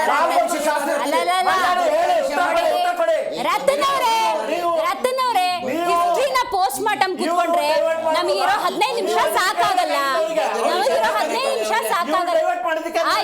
ಆಯ್ತು, ಈಗ ವಿಷಯ ಬರೋಣ. ಬಾಬಾ ಸಾಹೇಬ್ ಅಂಬೇಡ್ಕರ್ ಅವ್ರಿಗೆ ಏನ್ ಮಾಡಿದ್ರು ಕಾಂಗ್ರೆಸ್? ಆಯ್ತು, ಎಷ್ಟು ಮೋಸ ಮಾಡಿದ್ರು ಗೊತ್ತಾಯ್ತು. ರೈಟ್. ಈಗ ಕ್ರಮಾನ ಸಂಧಾನನ ಕ್ರಮ ತಗತ್ತೀರಾ, ಸಂಧಾನ ಮಾಡಿ ಸರಿಪಡಿಸ್ಕತ್ತೀರಾ? ನೋಡಿ, ನಾನು ಆವಾಗಲೇ ಹೇಳಿದೆ, ಇನ್ನೊಂದು 10 ದಿನದಲ್ಲಿ ಅಥವಾ 1 ತಿಂಗಳಲ್ಲಿ ಎಲ್ಲಾ ಪಕ್ಷದಲ್ಲಿ ಸರಿಯಾಗತ್ತೆ. ಆಯ್ತಾ? ಆ ನಂತರ ನಾವೆಲ್ಲರೂ ಒಗ್ಗಟ್ಟಾಗಿ ಈ ಭ್ರಷ್ಟ ಕಾಂಗ್ರೆಸ್ ಪಕ್ಷವನ್ನ ಕರ್ನಾಟಕದಿಂದ ಕಿತ್ತೊಗೆಯವರೆಗೂ ಒಗ್ಗಟ್ಟಿನ ಹೋರಾಟ ಮಾಡಿ ಇವರು ಈ ಸರ್ಕಾರವನ್ನ ಕಿತ್ತೊಗಿತೀವಿ. ಇವ್ರಿಗೆ ಏನಾದ್ರೂ ಒಂಚೂರು ಕರುಣೆ ಏನಾದ್ರೂ ಇದೆಯಾ? ಅಲ್ಲೇ ಬಳ್ಳಾರಿಯಲ್ಲಿ ಬಾಣಂತಿಯರು ಸಾಯ್ತಾ ಇದ್ದಾರೆ ಪಾಪ.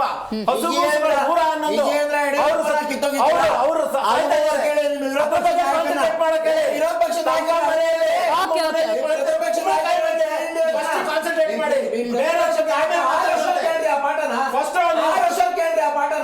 ಆ ಪಾಠ ನಿಮ್ ಪಕ್ಷದ ಕಚೇರಿ ಕೂತ್ಕೊಂಡು 6 ವರ್ಷಕ್ಕೆ ರೈಟ್. ಕುಮಾರ್ ರತನ್ ಅವರೇ,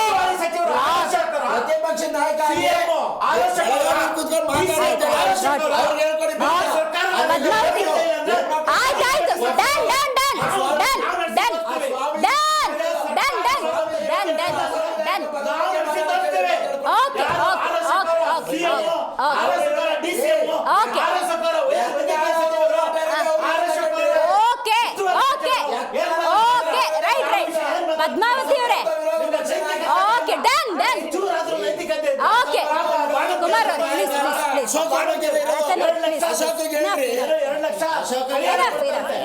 ಪದ್ಮಾವತಿ ಅವರೇ ಓಕೆ ಪದ್ಮಾವತಿ ಅವರೇ ರತನ್ ಅವ್ರ ಪ್ರಕಾರ ಹಾರ್ಡ್ಲಿ 10 ಡೇಸು ಇಲ್ಲ 1 ತಿಂಗಳೊಳಗೆ ಇರುವಂತ ಈ ಸಮಸ್ಯೆ ಬಗೆಹರಿಯುತ್ತೆ ಅಂತ. ಈಗ ಆಡಳಿತ ಪಕ್ಷ ಅನ್ನೋದಾದ್ರೆ ಬಿಜೆಪಿ ಮತ್ತು JDS ಪ್ರಕಾರ ಹಗರಣಗಳಾಗ್ತಿದ್ದಾವೆ, ಭ್ರಷ್ಟಾಚಾರ ತಾಂಡವಾಡ್ತಾ ಇದೆ. ಎರಡೂ ಪಕ್ಷಗಳು ಜೊತೆಗೂಡಿ ಇರುವಂತಹ ಅಸಮಾಧಾನವನ್ನ ಸರಿಪಡಿಸ್ಕೊಂಡು ಹೋರಾಟ ಮಾಡ್ತೀರಾ? ಆ ಬದ್ಧತೆ ಇದೆಯಾ? ಹೌದು ಮೇಡಮ್, ಯಾಕೆಂದ್ರೆ ಮುಂದಿನ 2028ನೇ ಇಸ್ವಿಗೆ ನಾವು ಸರ್ಕಾರ ರಚನೆ ಮಾಡೋದ್ರಲ್ಲಿ NDA ಪಕ್ಷ ನೋ ಡೌಟ್ ನಾವು ಆ ಒಂದು ಕಾನ್ಸಂಟ್ರೇಟ್ ಅಲ್ಲಿ ಇದೀವಿ. ಇದು ಮಧ್ಯ ಏನಾಗಿದೆ, ನಮ್ಮ ಮನೆ ಮಧ್ಯ ಆಗಿರುವಂತ ಒಂದು ಒಳ ಜಗಳ, ಅದನ್ನ ಏನ್ ಇವತ್ತು ಹೈಕಮಾಂಡ್ ಇದಾರೆ ಅದನ್ನ ಭದ್ರ ಮಾಡ್ಕೊಂಡು ಅವರಿಗೆ ಏನು ಬುದ್ಧಿವಾದ ಹೇಳ್ಬೇಕು ಅವ್ರಿಗೆ ಹೇಳ್ಕೊಂಡು ಅವ್ರಿಗೆ ಏನ್ ಪಕ್ಷದ ಪರವಾಗಿ ಅವ್ರಿಗೆ ಯಾವ ರೀತಿಯ ಶಿಸ್ತು ಕ್ರಮ ತಗೋತಾರೆ ಅದನ್ನ ಅವ್ರು ಮಾಡ್ತಾರೆ. ಇವ್ರು ಕಾಂಗ್ರೆಸ್ ಪಕ್ಷಕ್ಕೆ ಅದ್ರದ್ದು ಜವಾಬ್ದಾರಿ ಬೇಕಿಲ್ಲ. ಅವರ ಜವಾಬ್ದಾರಿನ ಮಾಡಿ ಮಾಡ್ಕೊಂತ ಇದ್ದಾರೆ.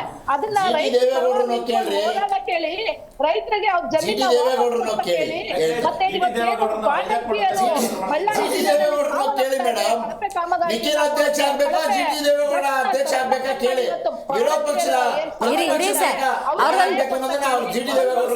ಮಹಿಳೆಯರ ಮಾತಿಗೆ ಒಂಚೂರು ಕೊಡೋಣ ಅವಕಾಶ.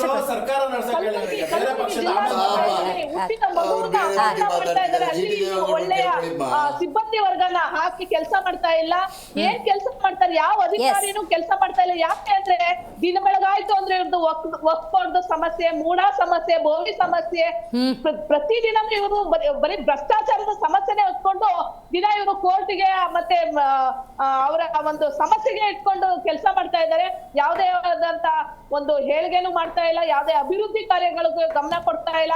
ಮೊದಲು ಕಾಂಗ್ರೆಸ್ ಮತ್ತು ಬಿಡದಿಯವರು ಅವ್ರ ಸಮಸ್ಯೆ ಬಂದಿದ್ದೀರಾ, ಆ ಗ್ಯಾರಂಟಿ ಗೊತ್ತಾಯ್ತು ಪದ್ಮಾವತಿ ಅವರೇ.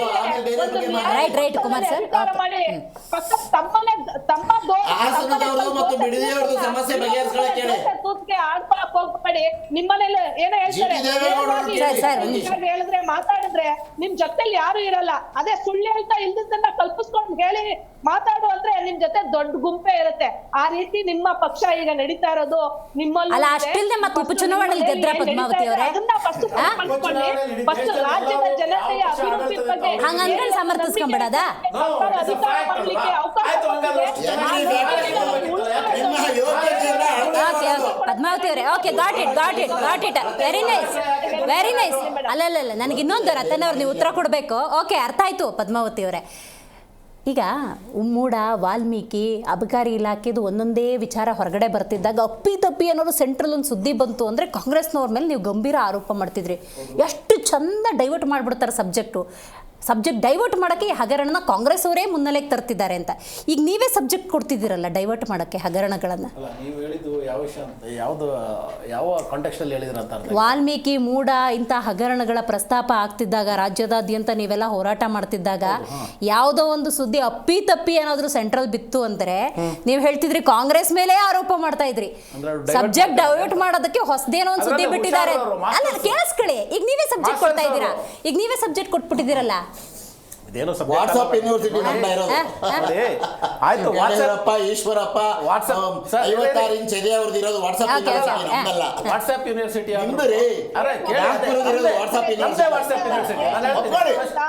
ಒಪ್ಕೊಳ್ತಾ ಇದೀನಲ್ಲ, ಕೇಳಿ ಫಸ್ಟ್. ಮುಂದಕ್ಕೆ ವಾಟ್ಸ್ಆಪ್ ಯೂನಿವರ್ಸಿಟಿ ಅಂತ ಇಟ್ಕೊಳ್ಳೋಣ ನಮ್ದು. ವಾಟ್ಸ್ಆಪ್ ಯೂನಿವರ್ಸಿಟಿಯಲ್ಲಿ ಸತ್ಯನೂ ಬರುತ್ತೆ, ಸುಳ್ಳು ಬರುತ್ತೆ. ನಮಗೆ ಹಂಗಾದ್ರೆ ವಾಟ್ಸ್ಆಪ್ ಯಾಕೆ ಯೂಸ್ ಮಾಡ್ತೀರಾ? ಅಸತ್ಯಗಳ ಸೃಷ್ಟಿ ಯಾಕೆ ನೀವು ಕಾಂಗ್ರೆಸ್ ಯೂಸ್ ಮಾಡ್ತಿದ್ದೀರಾ? ಅಸತ್ಯಗಳ ಮಾಡ್ತಿದ್ದೀರಾ?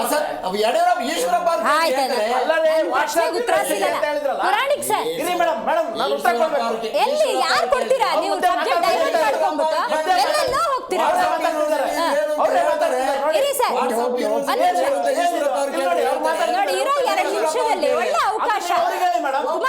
ನಿಮಿಷ. ದೇಶದ ಜನದ ಮೇಲೆ okay Kumar sir please Kumar sir please. ನೋಡಿ, ನೀವು ಮಾತಾಡೋಗ್ಲೂ ಅವರೇ ಮಾತಾಡ್ತಾರೆ, ನಾವು ಮಾತಾಡೋಗ್ಲೂ ಅವರೇ ಮಾತಾಡ್ತಾರೆ. ಆಡಳಿತ ಸರ್ಕಾರ ಆಯ್ತು ಸರ್, 2 ನಿಮಿಷ ಮುಗ್ದೋಯ್ತು. ಆಯ್ತಾಯ್ತು, ವಿಷಯಕ್ಕೆ ಬನ್ನಿ. ನಂದು ಪ್ರಶ್ನೆ ಇಷ್ಟೇ ನೋಡಿ ರತನ್ ಅವರೇ, ತಿಂಗಳ ಅಂತ್ಯಕ್ಕೆ ಈ ಅಸಮಾಧಾನ ಸರಿ ಮಾಡಿದ್ರು, ಅದ ನಂತರ ನಿಮ್ಗೆ ಉತ್ತರ ಕೊಡ್ತೀನಿ. ವಾಟ್ಸ್ಆಪ್ ಯೂನಿವರ್ಸಿಟಿ ಅಂತ ಹೇಳಿದ್ರು.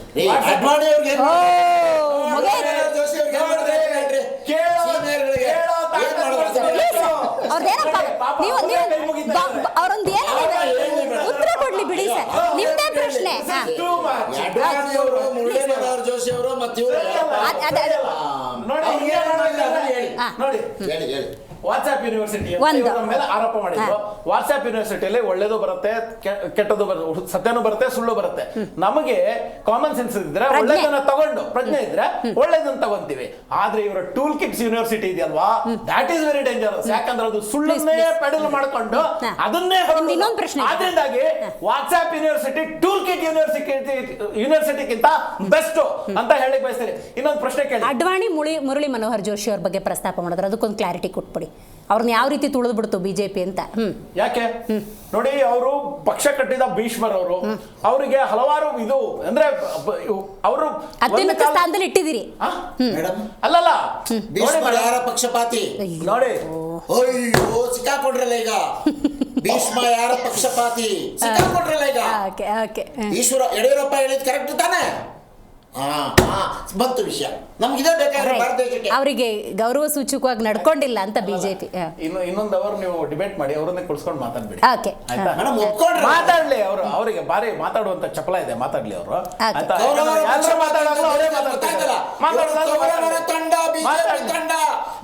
ಗೌರವ ತಂಡ ಯಾರು ಅಂತ ಜನತೆಗೆ ಗೊತ್ತಾಗಿ ಕರ್ನಾಟಕದಲ್ಲೂ ಕೂಡ ಗೌರವರ ತಂಡವನ್ನ ಇನ್ನೊಂದು ಪ್ರಶ್ನೆ ಇದೆ ಕೇಳ. ಪಕ್ಕ ಕಳಿಸೋದು ಇನ್ನು ನೆಕ್ಸ್ಟ್ ಚುನಾವಣೆಯಲ್ಲಿ ಶುದ್ಧ. ಅಲ್ಲಲ್ಲ, ನೀವೇ ಪ್ರಸ್ತಾಪ ಮಾಡೋಂಗೆ ಮೂಡ, ವಾಲ್ಮೀಕಿ, ಅಬಕಾರಿ ಬೇಕಾದಷ್ಟಿದೆ. ರಾಜ್ಯದಲ್ಲಿ ಭ್ರಷ್ಟಾಚಾರ ತಾಂಡವವಾಡ್ತಾ ಇದೆ. ಡಿಸೆಂಬರ್ ಅಂತ್ಯಕ್ಕೆ ಆಗಿರೋ ಸಮಸ್ಯೆ ಬಗೆಹರಿಸ್ಕೊಂಡು ಸರಿಯಾದ ಹೋರಾಟ ಮಾಡ್ತೀರಾ? ನೋಡಿ, ನಮ್ಮ ಹೋರಾಟ ಭ್ರಷ್ಟಾಚಾರದ ವಿರುದ್ಧ ಹೋರಾಟ, ಜನರ ಸಮಸ್ಯೆಗೆ ಇವರು ಸ್ಪಂದಿಸದೇ ಇರುವ ಬಗ್ಗೆ ಹೋರಾಟ, ಅಭಿವೃದ್ಧಿ ರಾಜಕಾರಣ, ಅಭಿವೃದ್ಧಿ ಅನ್ನೋದು ಕರ್ನಾಟಕದಲ್ಲಿ ಸ್ಟಾಗ್ನೆಂಟ್ ಆಗಿದೆ, ಅದರ ವಿರುದ್ಧ ಹೋರಾಟ ಎಲ್ಲೂ ಕೂಡ ನಿಂತಿಲ್ಲ. ನಾವು ಹೋರಾಟ ಮಾಡ್ತಾ ಇದ್ದೇವೆ, ಈವಾಗಲೂ ಮಾಡ್ತಾ ಇದ್ದೇವೆ, ಮುಂದೂ ಕೂಡ ಮಾಡ್ತೇವೆ. ಅದು ಯಾವುದೇ ಕಾರಣಕ್ಕೂ ನಿಲ್ಲಲ್ಲ. ಜನರಿಗೋಸ್ಕರ ನಾವು ನಿಲ್ತೇವೆ, ಜನರಿಗೋಸ್ಕರ ಹೋರಾಟ ಮಾಡೇ ಮಾಡ್ತೇವೆ. ಪುರಾಣಿಕ್ ಸರ್ ಅವ್ರು ಆರ್ ಅಶೋಕ್ ಅವರು ವಿರೋಧ ಪಕ್ಷದ ಡಿ.ವಿ. ಸದಾನಂದ ಗೌಡ್ರು ಪಕ್ಷದಲ್ಲಿ ನನ್ನ ಅಧ್ಯಕ್ಷ ಕೊಡಿ ಅಂತ ಅವ್ರ ಹೋರಾಟ, ಮತ್ತೆ ಸಿದ್ದರಾಮಯ್ಯ ಹೋರಾಟ, ಡಿ ಕೆ ಶಿವಕುಮಾರ್ ಅವರಿಗೆ ಹೋರಾಟ, ಇನ್ನು ಅದ್ರ ಜೊತೆ ಸುಮಾರು ಎಂ.ಬಿ. ಪಾಟೀಲ್. ಮುಗಿತು, ಟೈಮ್ ಸರ್. ಡಿ.ವಿ. ಸದಾನಂದ ಗೌಡ್ರು, ಈಶ್ವರಪ್ಪನವರು, ಹೀಗೆ ಬಿಜೆಪಿ ಹಲವು ನಾಯಕರು ಇದೇ ಯಡಿಯೂರಪ್ಪ ಮತ್ತು ಕುಟುಂಬದ ಕುರಿತಂತೆ ಮಾತಾಡಿದ್ದಾರೆ ಅನ್ನೋದಾದ್ರೆ ತಪ್ಪು ಎರಡು ಕಡೆಯಿಂದನೂ ಆಗಿರ್ಬೋದು ಸರ್. ಯತ್ನಾಳವ್ರು ಒಂಟಿ ಸಲಗದ ರೀತಿ ಹೋರಾಟ ಮಾಡ್ತಿರ್ಬೋದು. ನೋಟಿಸ್ ಯತ್ನಾಳವ್ರಿಗೆ 3 ಸತಿ ಬರುತ್ತೆ ಅನ್ನೋದಾದ್ರೆ ಹೈಕಮಾಂಡ್ ಯಾವ ಧೋರಣೆಯಿಂದ ನೋಟಿಸನ್ನು ಕೊಟ್ಟಿದೆ ಅಂತ ಇಬ್ರು ಕೂರ್ಸ್ ಮಾತುಕತೆ ನಡೆಸಬೇಕು. ಒಬ್ಬರಿಗೆ ನೋಟಿಸ್ ಕೊಟ್ಬಿಟ್ರೆ ಹೆಂಗೆ ಅಂತ ಅನ್ಸೋದಿಲ್ವಾ?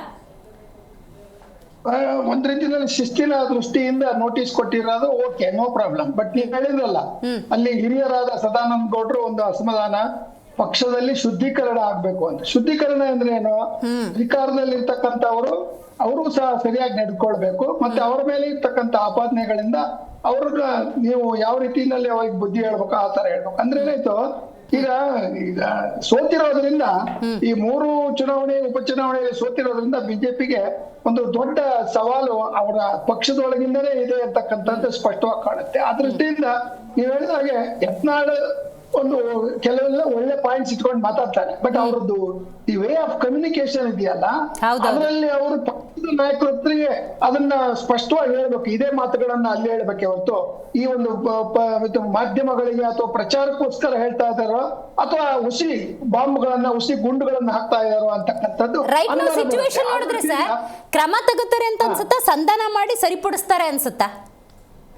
ತೆಗೆದುಕೊಳ್ತಾ ಹೋದ್ರೆ ಬಿಜೆಪಿಗೆ ನಷ್ಟ. ಯಾಕೆಂದ್ರೆ ಈಗ 2 ಸಮಾವೇಶ, ಒಂದ್ರಲ್ಲಿ 10 ಕೋಟಿ ರೂಪಾಯಿ ಖರ್ಚು ಮಾಡ್ತೀವಿ ಅಂತಾರೆ, 20 ಕೋಟಿ. ಇದನ್ನ ವೇಸ್ಟ್ ಮಾಡೋ ಬದಲು ತಾವು ಸಮಾವೇಶಗಳನ್ನು ನಿಲ್ಸಿದ್ರೆ ಮತ್ತೆ ಯತ್ನಾಳ್ ಅವರು ಕೊಟ್ಟಿರೋ ನೋಟಿಸ್ಗೆ ಅವ್ರೇನಾದ್ರೂ ಸರಿಯಾಗಿ ಉತ್ತರ ಕೊಟ್ರೆ ಎಲ್ಲರನ್ನೂ ಸಮಾಧಾನಕರವಾಗಿ ಸೇರಿಸಿ ಅವರಿಗೆ ಒಗ್ಗಟ್ಟಿನಿಂದ ಹೋಗಿ ಮತ್ತೆ ಆಡಳಿತ ಪಕ್ಷದ ವಿರುದ್ಧ ನಿಮ್ಮ ಕರ್ತವ್ಯ ಸಂವಿಧಾನಬದ್ಧವಾಗಿ ಯಾವ ರೀತಿ ನಡಿಬೇಕೋ ಆ ರೀತಿ ನಡ್ಕೊಳ್ಳಿ ಅಂತ ಹೇಳ್ತಕ್ಕಂಥ ಸನ್ನಿವೇಶ ಅಥವಾ ಒಂದು ಅಗತ್ಯತೆ ಇದೆ ಅಂತಕ್ಕಂಥದ್ದು ನಿಮ್ಮ ಅಥವಾ ವೀಕ್ಷಕರ ಅಭಿಪ್ರಾಯ. ಈ ದೃಷ್ಟಿಯಿಂದ ಬಿಜೆಪಿ ಒಂದು ಶಿಸ್ತಿನ ಪಕ್ಷ ಎನ್ನುವುದಾದ್ರೆ ಈಗ ನಡೀತಕ್ಕಂಥ ಗುಂಪುಗಾರಿಕೆಗೆ ಕೊನೆ ಆಡ್ಬೇಕಾದ್ರೆ ಒಂದು ಶೋಕಾಸ್ ನೋಟಿಸ್ ಉತ್ತರ ತೆಗೆದುಕೊಳ್ಬೇಕು ಮತ್ತೆ ಅವ್ರನ್ನ ಉಚ್ಚಾಟನೆ ಮಾಡದ ರೀತಿಯಲ್ಲಿ ಅವರನ್ನು ಸಹ ಎಲ್ಲರೊಂದಿಗೆ ಸಾಕಷ್ಟು ಹೋಗಿ ಅಂತಕ್ಕಂಥದ್ದನ್ನ ಬುದ್ಧಿವಾದ ಹೇಳ್ಬೇಕು. ಅವಾಗ ತಾನೇ ಸಾಧ್ಯ. ಕಾಂಗ್ರೆಸ್ ನಲ್ಲಿ ನೋಡಿ, ಈಗ ಅವರು ಯಾರು ಸಿದ್ದರಾಮಯ್ಯ ಕಡೆ ಸಮಾವೇಶ ಮಾಡ್ತೀನಿ ಅಂದ್ರೆ ಡಿ ಕೆ ಶಿವಕುಮಾರ್ ಹೋದ್ರೆ ಇಲ್ಲ ಪಕ್ಷದ ಹೆಸರಿನಲ್ಲಿ ಆಗ್ಬೇಕು ಅಂತ ಹೇಳಿ ಅವ್ರು ಹೆಂಗ್ ಸೇರ್ಕೊಂಡ್ರು ಅಂದ್ರೆ ಏನಾಯ್ತು, ನಾನ್ ಬಿಟ್ಟರೆ ದೂರ ಆಗ್ತೀನಿ ಅಂದ್ರೆ ಇವರು ಒಗ್ಗಟ್ಟಲ್ಲಿ ಜಾಣತನ ತೋರಿಸ್ತಾರೆ. ಅಧಿಕಾರದಲ್ಲಿ ಇದ್ದವರು ಈ ಅಧಿಕಾರ ಕಳ್ಕೊಂಡಿರೋ ಕಚ್ಚಾಡ್ತಾರೆ. ಈ ರೀತಿ ಕಚ್ಚಾಡೋದ್ರಿಂದ ಕರ್ನಾಟಕದ ಜನತೆಗೆ ಒಬ್ಬ ಒಳ್ಳೆಯ ವಿರೋಧ ಪಕ್ಷದ ಕರ್ತವ್ಯದಿಂದ ಇವರು ವಂಚಿತರಾಗ್ತಾರೆ ಅಂತಕ್ಕಂಥದ್ದನ್ನ ಈ ಒಂದು ಸನ್ನಿವೇಶದಲ್ಲಿ ನಾವು ಕುರಿತು ಹೇಳ್ಬೋದು. Right sir, right, very nice, thank you so much. ಕಾರ್ಯಕ್ರಮದಲ್ಲಿ ಭಾಗಿಯಾಗಿದ್ದಕ್ಕಾಗಿ ಕುಮಾರ್ ಅವರು, ರತನ್ ಅವರು, ಪದ್ಮಾವತಿ ಅವರು, ಚಂಬಿ ಪುರಾಣಿಕ್ ಅವರು ಕೂಡ ಭಾಗಿಯಾಗಿದ್ದಕ್ಕಾಗಿ ಧನ್ಯವಾದಗಳು. ಒಟ್ಟಾರೆ ರಾಜ್ಯ ಬಿಜೆಪಿ ಅಂದ ಸಂದರ್ಭದಲ್ಲಿ ಅಸಮಾಧಾನ ಅಂತೂ ಕೊಂಚ ಹೆಚ್ಚಾಗಿ ಕಂಡು ಬರ್ತಾ ಇದೆ. ಬಹಿರಂಗವಾಗಿ ಮಾತಾಡ್ತಾ ಇದ್ದಾರೆ. ನೋಟಿಸ್ 3 ಸತಿ ಕೊಟ್ಟಿದ್ದಾರೆ. ಆ ನೋಟಿಸ್ಗೆ ಯಾವ ರೀತಿ ಪ್ರತಿಕ್ರಿಯೆಯನ್ನು ಕೊಡ್ತಾರೆ ನೋಡಬೇಕು. ಆಸ್ ಪರ್ ಬಿಜೆಪಿ ರಾಜ್ಯಾಧ್ಯಕ್ಷರ ಪ್ರಕಾರವೇ ನೋಡೋದಾದರೆ, ನಮ್ಮ ಬಿಜೆಪಿ ವಕ್ತಾರ ರತನ್ ಅವ್ರ ಪ್ರಕಾರವೂ ನೋಡೋದಾದರೆ ಹಾರ್ಡ್ಲಿ 10 ಡೇಸ್ ಅಥವಾ ಈ ತಿಂಗಳ ಅಂತ್ಯದವರೆಗೆ ಈ ಅಸಮಾಧಾನ ಅನ್ನೋದು ಮುಗಿದು ಹೋಗುತ್ತೆ. ಆ ನಂತರದ ಸಂದರ್ಭದಲ್ಲಿ ರಾಜ್ಯ ಕಾಂಗ್ರೆಸ್ನ ಕುರಿತಂತೆ ಹೋರಾಟವನ್ನು ಮುಂದುವರಿಸ್ತೀವಿ ಅಂತ ಹೇಳ್ತಿದ್ದಾರೆ. ಕಾದು ನೋಡೋಣ ಅಂತ ಹೇಳ್ತೇವೆ. ಇವತ್ತಿನ ಕಾರ್ಯಕ್ರಮವನ್ನು ಮುಗಿಸೋಣ. ನೋಡ್ತಾ ಇರಿ ಜಿ ಕನ್ನಡ ನ್ಯೂಸ್, ಸತ್ಯವೇ ಸುದ್ದಿಯ ಜೀವಾಳ.